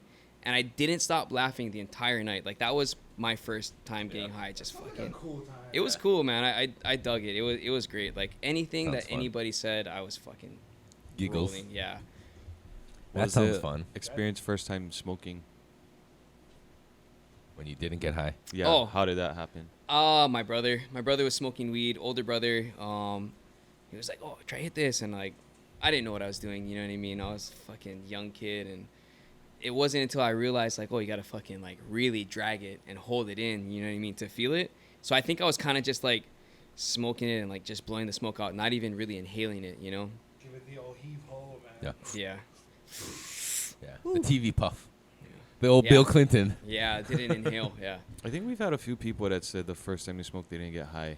You know, And until the that's a second, cool like, question. what's up with that? No, that's a cool question. Is it like a myth, or is it just because you're not hitting it correctly? Fuck, I don't think you need to, like, I mean, I feel like even if it's like in and out, like your blood's got to absorb some of that shit. It went into your lungs. It's gonna take some. And if you've never smoked before, like I feel like you should feel that. If you, to me, like if you cough, I don't know. I know that That's you've got it. Yeah. It's like getting agitated in your lungs into the bloodstream And for that's sure. a sign that it went into the lungs. Yep. Like, you know, some people just kind of like hit like a cigar and blow it out. Right, It's right. like, oh, okay, maybe not. Maybe not. First Yeah. time I smoked, I passed out. Oh. But I was also drinking, so. It's hard Oh, to yeah. tell at Feeling that that. point, Yeah. right? But the first time I choked and like was coughing my fucking lungs out, like I knocked the fuck out like 10 minutes after. Like I was so fucking blasted after that. Nice. Huge bong rip. First time I ever hit a bong. I didn't know what I was doing. Fucking filled the whole thing, cleared it, and oh fuck, I never want to do that The again. rest is history. It's like a night of tequila. Never again. Gravity bongs. You guys ever That I shit fuck with hurt. gravity? I did 5-gallon gravity bongs. Holy The shit. Menehune fucking 5-gallon. That's fucking. Bro, when I Yes, was sir. in college, that was like the thing to do, but not really realizing I was fucking smoking like Mexican Oh. swag. I have something for you. Hold on. I'll be right back. Destroying my fucking lungs. Bruh. Dude, ugh, I can't do that shit, man. I've been really I've been into the vaporizers, Oh, mean. Okay. the box vaporizers more specifically. Okay. They have this 90-degree attachment Yep. that goes into your dab rig, and then just fucking, especially if I have a cold, I'll whack it through there, and dude, like I can get high and I don't have to worry about coughing or anything, and like no smell lingering. Yeah. Yeah. But like I'm a bong guy. I love bongs and joints, right? So I can't get away from that. But like the vaporizer's starting to get more of my attention, you know. Yep. Like I got these dab rigs. I can't fucking use them. Like I'm gonna use them because I don't dab too much, right? Yeah. Yeah. Yeah. So like that vape is key, bro. Yeah. When I actually took a long smoking break from like 24 until basically 2 years ago. So like 9 years I took off. And when I first started getting back into it, you know, before I quit, I was smoking to get high. I was like, fuck, I just want to get stoned, hang out with my friends, play music, whatever it might be. But when I was getting back into it, I was like, fuck, if I'm going to start smoking weed again, like, I want to be able to, like, taste my weed. You know, I want to enjoy it in a different way, more like a connoisseur type of way, you know? So I actually looked into getting a vaporizer, too. It's just like a handheld one. There was, like, a ceramic chamber on the inside, and you could, like, change the heat temperature depending on if you wanted it, like, stronger or, like, more flavor. Like So, the packs. yeah, yeah. So I actually got one of those, and It's a flap. The packs are good. I like the box, the Okay. old school one, mhm. just because of the quality I hit every single time. The pack sometimes the resin builds up, it clogs a little bit. This one is just a tube with a screen and a hands-free attaches to the box, and like, oh man, I get so fucking blasted. Yeah, yeah. I mean that's the main objective right there. So And the strains, you can taste it. That's one thing I know about vaping rather than bong ripping. Well, bong ripping is like a close second. Is being able to feel the difference in weed. That box vape does that. So like if I'm sampling weed, when I have my old house, I literally sit there like a pheno hunt. I'm biased, right? So I'm just trying to see which is the best. yeah, And I'd have this grounded up weed. I'd sit there, 400 degrees, and blow it out. That's hot. It's hot. That's hot. Yep. Because it's green, right? I want to get that full fucking draw Yep. of everything it's going to offer me, and then cash it. And then let it fucking run its cycle, and then try the second one. And to me, like at home pheno hunts, that was the best tool to use, bro. That was the best. smart. Yeah, yeah. That makes a lot of sense. Yeah. I wouldn't be able to pheno hunt my own weed because I would take one hit and I'd just be too fucked up already. Yeah. So, bruh. My tolerance is so low nowadays, so which is lucky. good because exactly. Like Yeah. fuck, dude, a gram will last me like 2-3 weeks. No shit. Dude, yeah, like I'm like barely hitting it, and if I'm smoking, it's gotta be like I know I'm not leaving the house, and I'm either working and editing videos or something, or I'm gonna go to bed or watch a movie, whatever it might be. But I definitely like it's not like before when I was in like high school and college where it's like I'd wake up, smoke, fucking go to school, smoke after my first period class, go to my second period, smoke on my way out of the parking lot, go surf for like an hour, come back in, smoke again, paddle back out and surf. So Or go water park. Work at Water the water park, park all yeah. stone. So yeah, you guys might not know this, but Kalei and I used to work at the water park together way back in the day. So yeah, that's how I first met him, Lifeguards? Yeah. Pulling over. Whap, man. guys- Hawaii Waters You Adventure guys Park. work any Yeah, that's concerts right. over there?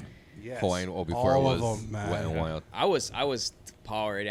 Luckily I never worked any of the that stuff. Mhm. But I was there for those. Like I remember Love Fest used to be at The water park. Yeah. I saw Yellow Man at the water park. I saw Barrington Levy. Oh, I've seen Yellow Israel Man. Vibration. He's only came that one Israel time over there, yeah? Vibrations. Yeah. Yeah, I must have went. That must have been the time, yeah. Yeah, at That's the cool. park, at the water Yep, park, mhm. yeah. I worked the Love Fest and shit like that. Oh, mean. Are you lifeguarding during those events, or are you security or something? They had nighttime rides during Yeah. that event. No shit. Lazy River and stuff. Do they light the tubes, or are you going down in the dark if it's... They had Cool. the lights on in the pool Pools. itself, yeah. That And they had must the be a glow cool sticks experience. and shit like that. Yeah. And like, it was cool. Like But I glow used to sticks give like this? weed to one of the security guards. Oh, yeah? Okay, they had Old Man English, the dark guy, the head of the security. Okay. Then he had this other Portuguese guy. He used to do the overnights. Hmm. So I would slide him like an ounce, and he would open the park for me. Oh, me. So I still got the fucking statutes of limitations, right? Yeah. So I fucking jacked the Volcom banner, and like he fucking came out with like 2 handfuls of clothes. Oh. Right, he's like, "Here, dude," and he all my size. I was like, "Holy shit!"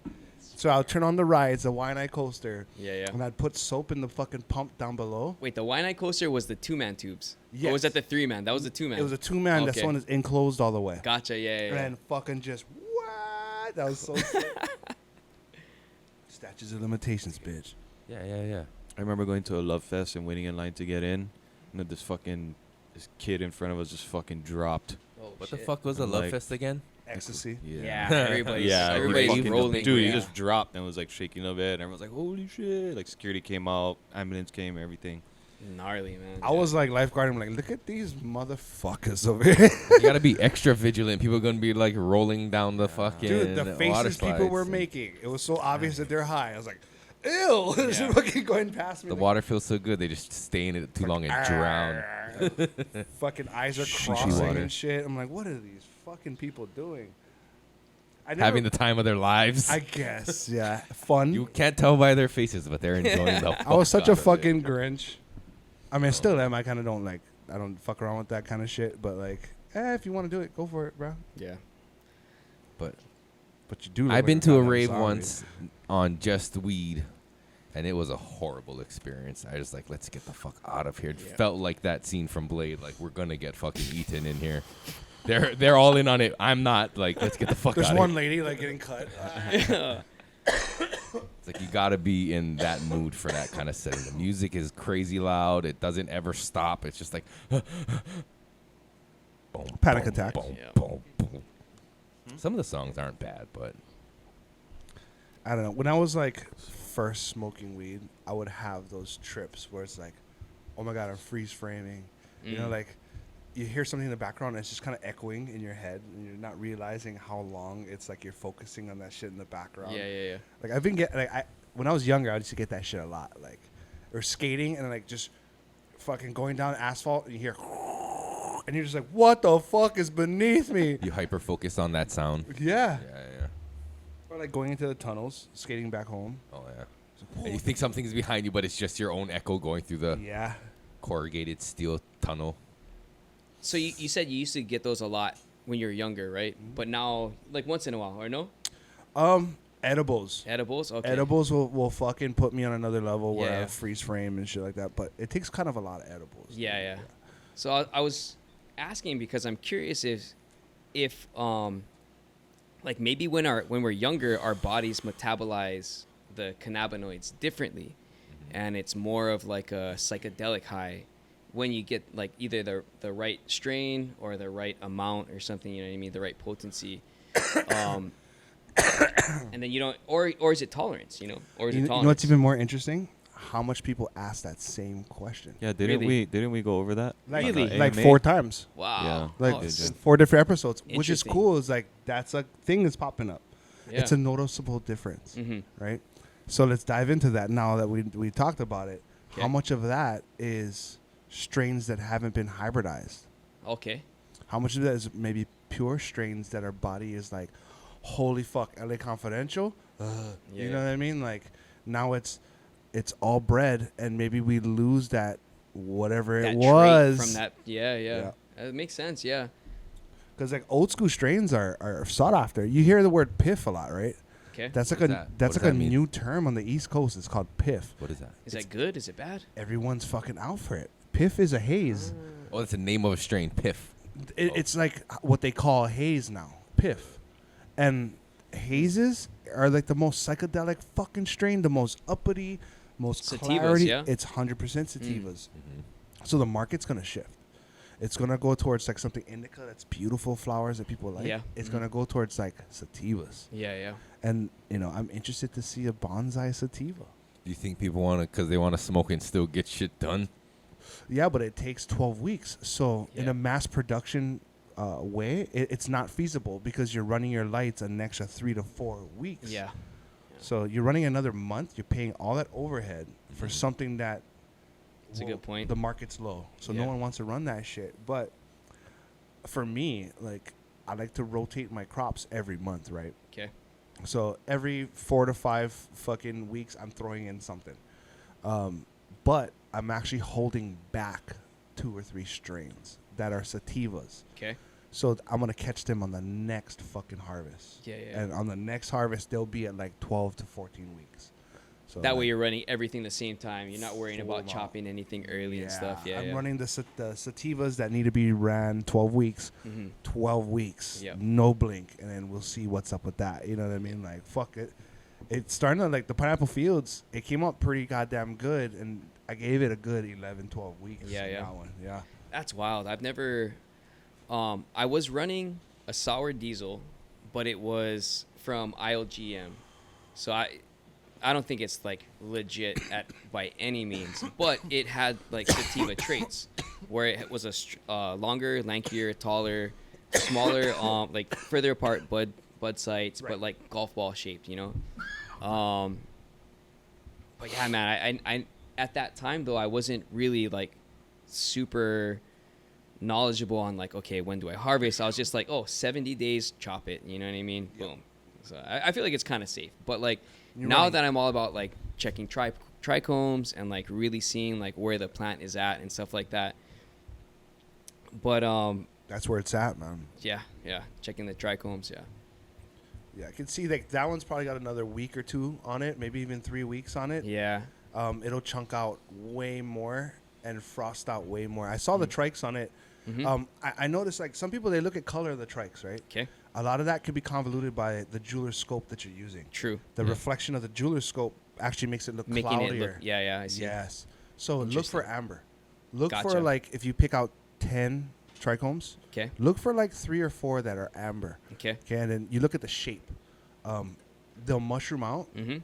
but then they'll start to sag. Interesting, because they're getting heavy, they're getting full, They're getting full. ripening. Yeah. As they sag, that's when you know, like, oh, okay, All right. you're keyed up.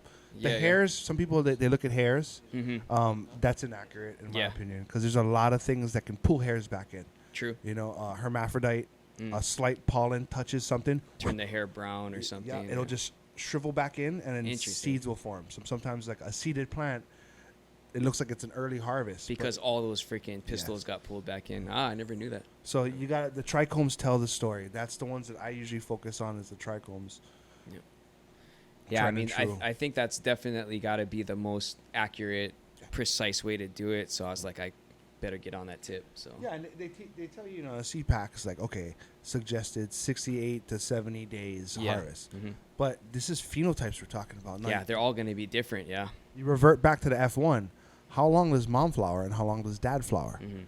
Then you got to look at the kids who resembles mom and dad in the flowering time. Yep. And then make your judgment off of that.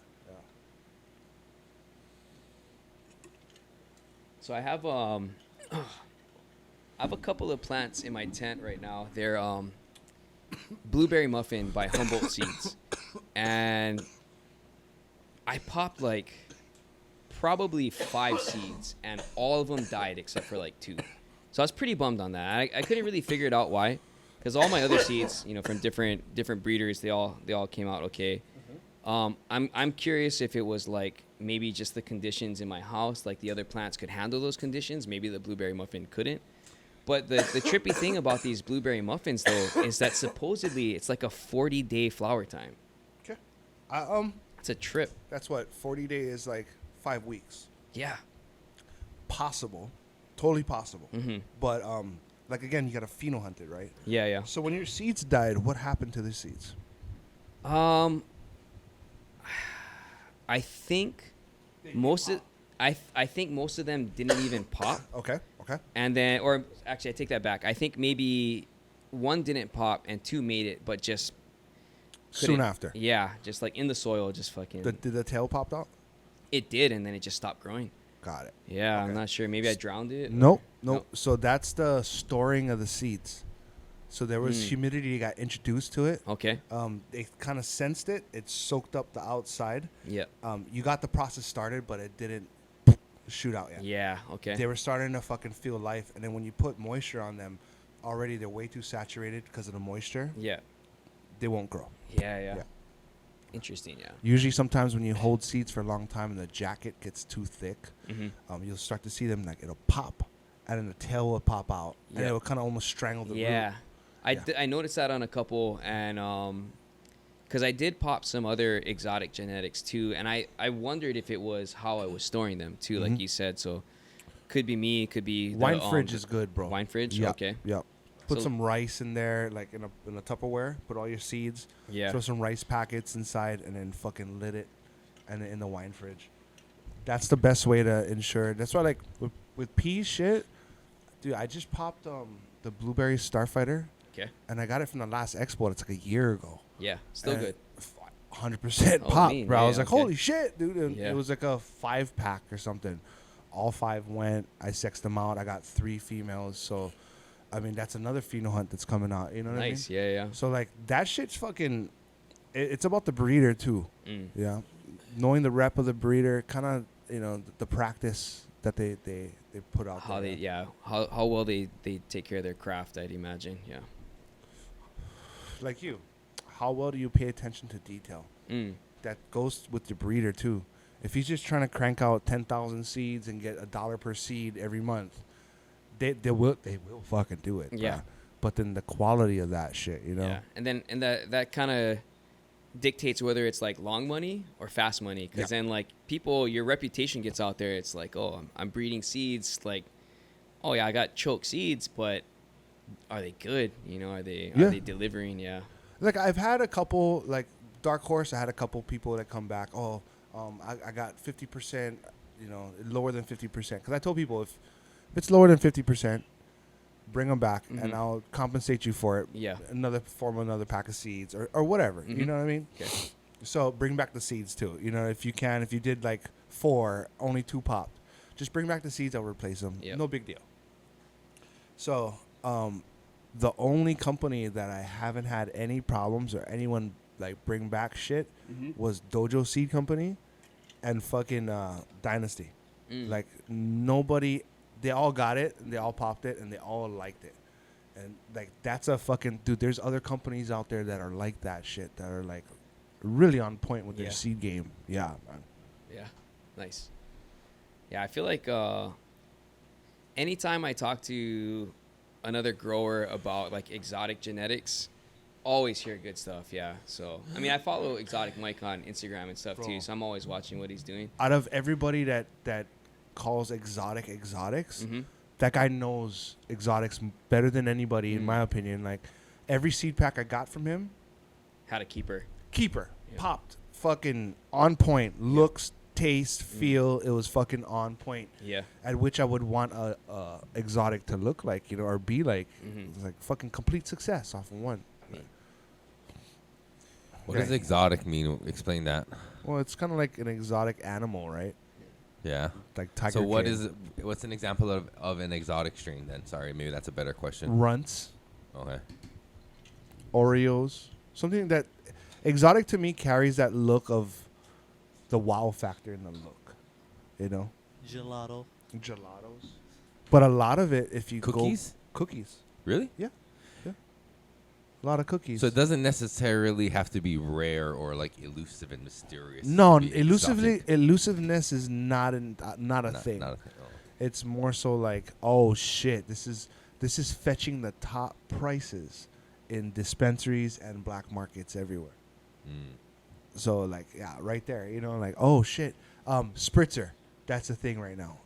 Everyone's into spritzer. Like, that's the thing. Honestly, never got to smoke it. I don't know what the fuck, but that's what I hear. Like, that's fetching the biggest dollars on the market, Interesting. which is fucking ridiculous. Yeah. It's funny you mentioned that because I was at I guess I maybe I can't say this online, so maybe I'll save this. But I did see some spritzers growing somewhere, Mhm. and At the North Shore, nope, I'm sorry. Cunha, Flamethrower. Yoga Flame in Cunha. Cunha, yeah, Okay. yeah. But I didn't think anything of it. I was just like, oh, it's just another fucking strain, you know? It's just, how many times do I see new strains coming out, new Yeah. names and shit like that? I mean, this guy, he puts out new names all all the the time, time. yeah. Dude. The Baker's Dozen. That's so G. I had some of his red pop line too, Strawberry Gary, Dude, I had the Slap Wagon. Slapwagon, oh yeah. That was nice. Because the Tina, I wanted to get the Tina, right? Okay. So the Tina was a Constantine female that he kept over like 100 seed run. Mm. And then the Tina was a Constantine with the triple OG. And triple OG has part of the donkey butter. Okay, yeah, Yeah. yeah. Grease Monkey triple OG makes donkey butter. So that triple OG with the fucking Constantine made the Tina. And like he made a big like 1 hour live on like how he got the Tina and what the Tina was fucking doing. And that shit, like he won fucking awards off of Yeah, the Tina. yeah. And I was like, okay, I fucking need this thing. And then a couple of DMs and emails later, I had the Slap Wagon because the Tina wasn't something you could just get. Mm. It was his breeding stock, right? Yeah, I see that. That's his Percy's, yeah. Yeah. Yeah. But it came out fucking stink. I dude. bet, man. Fuck. There's another plant that I got running in my tent right now. It's Guava Oreo Zope. And that one smells fucking delicious, man. It's like Which one? candy. Guava Oreo Zope. Oh, So I got it as a freebie. I got Nice. 3 seeds as a freebie. I got it from Elevate Seeds. But, it just smells so good. It's got like that, I mean, I kind of would rather have like more of a gassy type Yeah, of smell, I think. But this one's just like that sweet candy. You know what I mean? Like people that just want to smoke something interesting, they smell that and they're like, ooh, that's nice. no, that's what I'm looking for. Is that wow factor? The For sure. like, oh shit. Yeah. Yeah. Oh, I got that fucking that orange cheese is pretty much that one that resonates with me. Like, whoa, oh, I haven't smelled or tasted anything like this in a long time. It's that unique palate, you know. Yeah. So I want to keep that one like that, and then of course the gas. you Yep. know, the diesels, the sour diesel Mhm. gas, the fucking OG, like Mhm. hell yeah, man. That orange cheese though, bro, that shit is delicious, man. So, It's shout out to 73rd Eye, Drew, my boy Drew. He helped me hunt that one. I gave him the beans. mhm. He popped them all, and he gave me the phenotypes, and I was like, "Fuck, dude! Like, I don't know. 2 and 3 is pretty much the ones. Yep. 2 had like more of a sweet candy. Okay. So it went like almost like an orange creamsicle. Yeah, the orange direction. Yeah. Yeah. Okay. I wasn't a big fan of that one. Yeah. But the one that we decided to keep, that had the cheesy stinkness. Dude, that one with was the good call. I think that was a Yeah. good call. Yeah, I feel like a lot of people, interesting topic because when I first started growing, I was like, oh, I want the fucking sweeties. You know what I mean? I want the citrusy strains, and nothing wrong with citrusy stuff and fruity and sweet and stuff like that. But then after a while, it's kind of like, fuck, I want that stink. You know what I mean? Like I want, like you said, the wow factor. Like you get the wow factor from like the candy smells and stuff like that. But how serious can you take a candy smelling strain? Definitely, you know? yeah. You can't take it seriously. Why not? I like the I mean, like to the palate, he's talking about like that punch to the face, right? Yeah. People are like, oh. Yeah. When they smell something sweet, they're like, oh wow, like. I remember like my early years smoking, like hanging out at the skate park, and then some of the older guys like smoking in the parking lot or something like that, and then you get a whiff and you're like, oh fuck, is that dog shit? Anybody know what I'm talking about? Yeah. Like, oh, that fucking stinks. And then come to find out, it's just fucking burning a fat joint that fucking stinks, you know? I like the baby diaper sweet fruit smell. Like that old school. You know, when someone cracks a bag, like, oh, Yeah, it yeah. smells fucking stink and rotten. Yep. Like I like that too in weed. Like I like that just as much as gas. For sure. Yeah, and having that too to call on whenever I feel like it, it's a pretty cool luxury, you know? Like, today I feel like the fucking uppity sweet, or I feel like gas today, Yeah. and just fucking hammer down on gas, man. That's why we're so blessed to be able to grow this fucking plant, bro. And like successfully grow it, you know? Success meaning like from soil to your fucking papers. Yeah, for sure. Yeah. And it get the job done, and yeah. That's beautiful. And now to be able to do it and like make art out of it, aside from, That's mental. That's fucking mental. I tell Yeah, you I that can't wait plant to is cure beautiful. this. Yeah, it's yeah, she's pretty, man. She's a beauty. She's performing nicely, so I'm super stoked on her. Oh yeah. Yeah. She is happy. What kind of media you got there? This is Fox Farms. Yeah. Gotcha. Ocean Forest, yeah. Got you. But I also mix in some like compost and stuff, and just kind of throw in a little bit of extra perlite to kind of balance everything out. But for the most part, yeah, just Fox Farms. If I'm lazy, I'll just run straight Fox Farms, just because Totally. it's But, It's tried and true. Like they have such a good reputation over the years. Yeah, Fox Farm is pretty good, man. I've been trying Royal Gold. Okay. I've been fucking liking Royal Gold too. They're around for a lot longer. yeah. And like, dude, they're like, I didn't know their facilities are like right across from each other. Oh shit. Yeah, it's pretty fucking crazy. But yeah, man, fucking Fox Farm tried and true, man. You Yeah. know? It gets the job done. Oh yeah. I mean, as much as I would like to try other mediums, I think I feel like if I were to start in a new medium, I would have to start focusing on not focusing on different details, but I guess I'd be learning different things, because I feel like I've kind of got this dialed, like this medium, this watering style, the nutrient line. I kind of got it dialed in, so now I can like really focus on the plant itself. Whereas if I were to switch over to a different medium, then it's like kind of starting from ground zero again, where I'm like, okay, how do I take care of this medium first to get the plant to do what I want it to do? Right, it's definitely smoky in here. I'm gonna go and ask that question. Is it though? What do you mean? Oh, it's Yeah, smoky it in here. No, I'm talking about like the media. Yeah. Okay.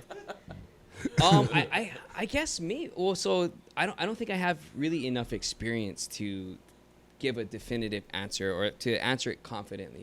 I'm trying to break people of the crutches just with an Okay. alternative, like, because people see a brand and Yeah. they're like, oh, it's the Yeah. brand. I like it because it works well for me. Mm-hmm. But ask the question, why? Why is this so unique? Yeah. You look at the ingredients in the back of the bag. Yeah.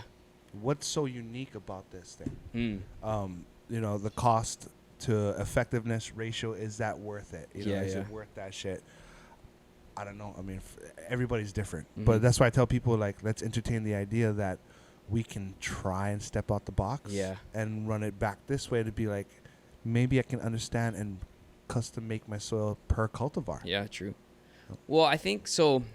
I think maybe I answered, or my original response was a little bit wrong, because I was talking more about like changing medium to like cocoa or something.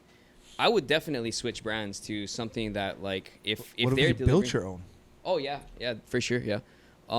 Actually, at one point in time, I bought some biochar from you and a bunch of stuff. I bought like some cocoa and tried to make my own like super soil. Worked out. It worked. Yeah. But I get lazy, and I think a lot of that. Not that I'm lazy, because obviously I'm taking a lot of time to like tend to my trees and stuff. But what I meant by that is like I'm always trying to find ways where I can like streamline it. And if they're if Fox Farms or Royal Gold is giving me something that's like I don't have to worry, that's like it's like taking four or five steps out of my process that I can just like do that. But I would definitely like like you said, Oh, totally, I yeah. feel like a lot of brands you're paying for the logo, you know what I mean? Where you're getting the same shit. And that's what I'm trying to say. Like the understanding of the soil and plant relationship, it's not only feasible because like it's such a small media, it doesn't really matter, right? For feasibility. So like that's like maybe a half a gallon of soil right there. But understanding what makes that so effective for what you're trying to do and replicating it in a way that it's more, how should I say? I like to use the word indigenous, a little bit more used to down here. Like a local sourced, whatever you're grabbing, right? For sure. For me, like when I do my soil, the soil company I have, I use cinder a lot.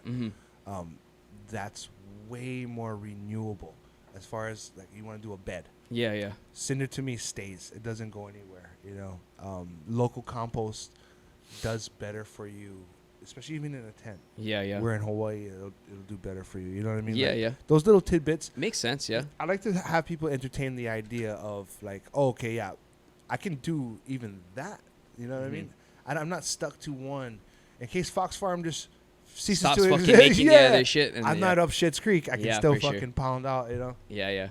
No, that makes a lot of sense too, and that definitely resonates with me in terms of like trying stuff locally. You know what I mean? Stuff that actually came from this Aina, and I think that the land has a huge power and effect on like what we eat. What we're consuming. And it would really be interesting to say like, okay, if there's soil up in Waianae Valley that's like fucking prime. You know what I mean? Try that soil. It's like.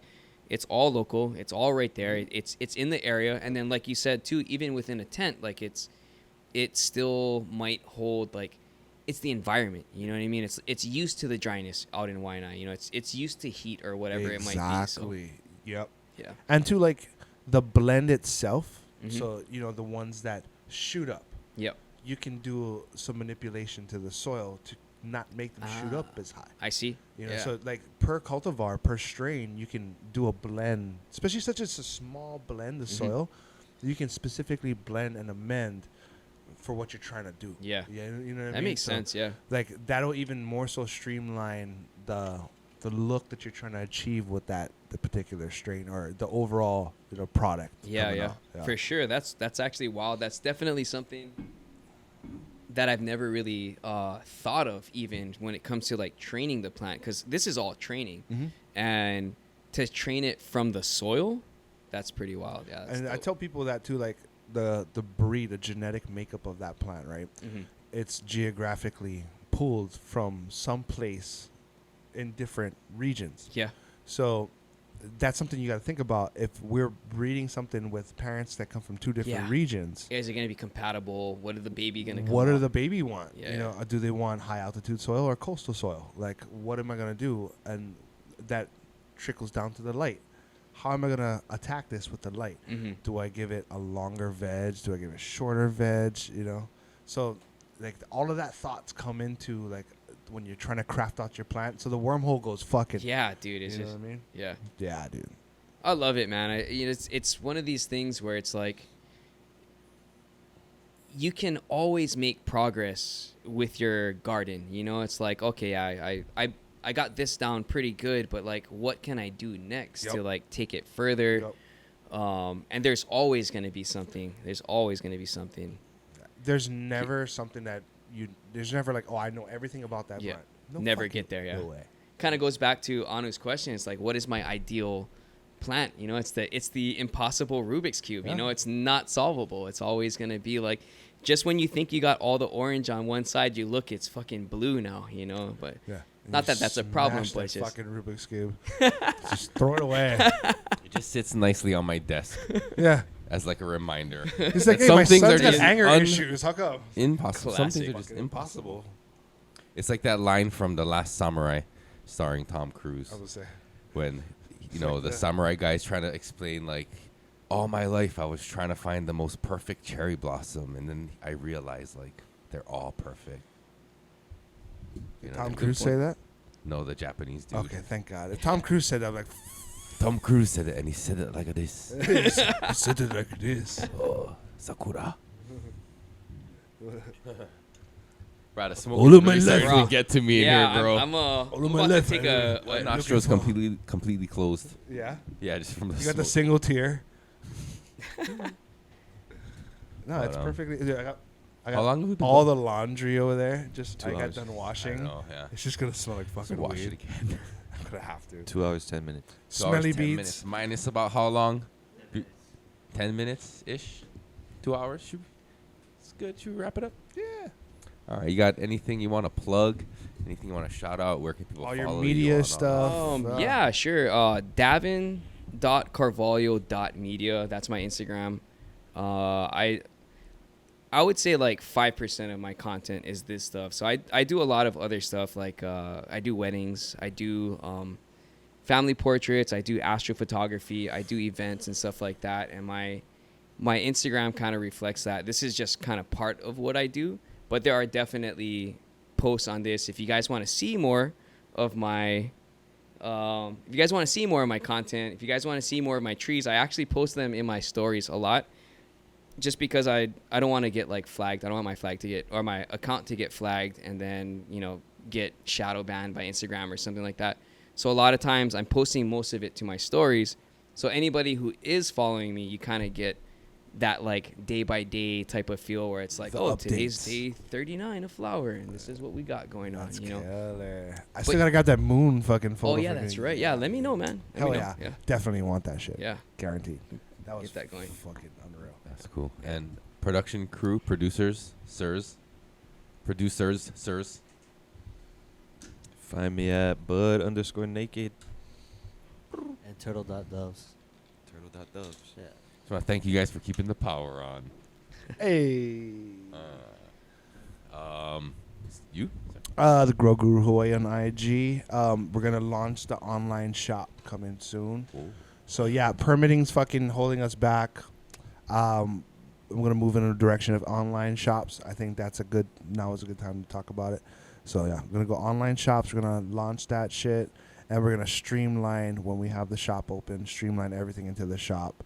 So hit up your boy. Right on. And you can find me everywhere. Voices from the Planet. YouTube, Instagram, Spotify, everywhere. Yeah. Don't forget to like and subscribe. And our sponsors, Mills Nutrients, millsnutrients.com. Mills pays the bills. Mahalo to them for supporting the podcast, and you should go check them out. Shout out to Pakalolo Farmers being solid people and solid sponsors. Check them out, pakalolofarmers.com. And Meat Lux, my favorite. One of my other favorite things besides friendship, Meat. Pearl City. What was the other one? I don't know. Anyway, but Meat Lux, Wagyu, good shit. Check them out. Where are they at? They're at a brick and mortar somewhere, right? Tell Yeah, people. Whiskey Smoke in Kaneohe. Right. Check them out, meatlux.com. Yeah. Tell them I sent you, god damn it. Tell them the guru sent you Just tell them I sent you. Fuck. Man. on a pilgrimage to taste their meat. Yes. Tell them I am so-and-so, fill in your name, Kalei Semi, and I'm here to taste your meat. Tell them that. Yeah. That's like my code 20. It's like, You're gonna I get want a- to taste your meat. The homie's gonna- gonna call me up, dude, how come there's so much people asking me to fucking suck my dick? Get an angry call. Kalei, all these guys are showing up asking Yeah. to taste my meat. Dude, you know how much people offered to suck my dick today? Kalei? It was amazing. Thank you. Fuck. Merry Christmas. Merry Christmas, Meat Lux. Merry Christmas. And Bruto Mars Arts for all your graphic design, logo, needs, check him out. Instagram, Brutal Mars Arts. He did this. Nice. Booyah. And special honorable mention, shout out to Moon Rabbit. And Nebs. Nebs. puppy. Oh, yep, the dog. All right, thank you again All for right, guys. joining us. Thank you for coming in. And again, this plant is beautiful. Beautiful, man. Hell Amazing. yeah. Thank you Amazing guys. stuff. I'm stoked. Bread Means a and lot to me. butter. Yes. All right. Oh, Alright, thank guys. you for the Mills, guys. Guaranteed, man. Hell yeah. Hell yeah. Shout out to Mills again. Shout out to Hell Mills. yeah, hell yeah. Fuck yeah. All right. All right, guys. Thank you guys for watching. Aloha. Aloha. Clap it Clap it up. up.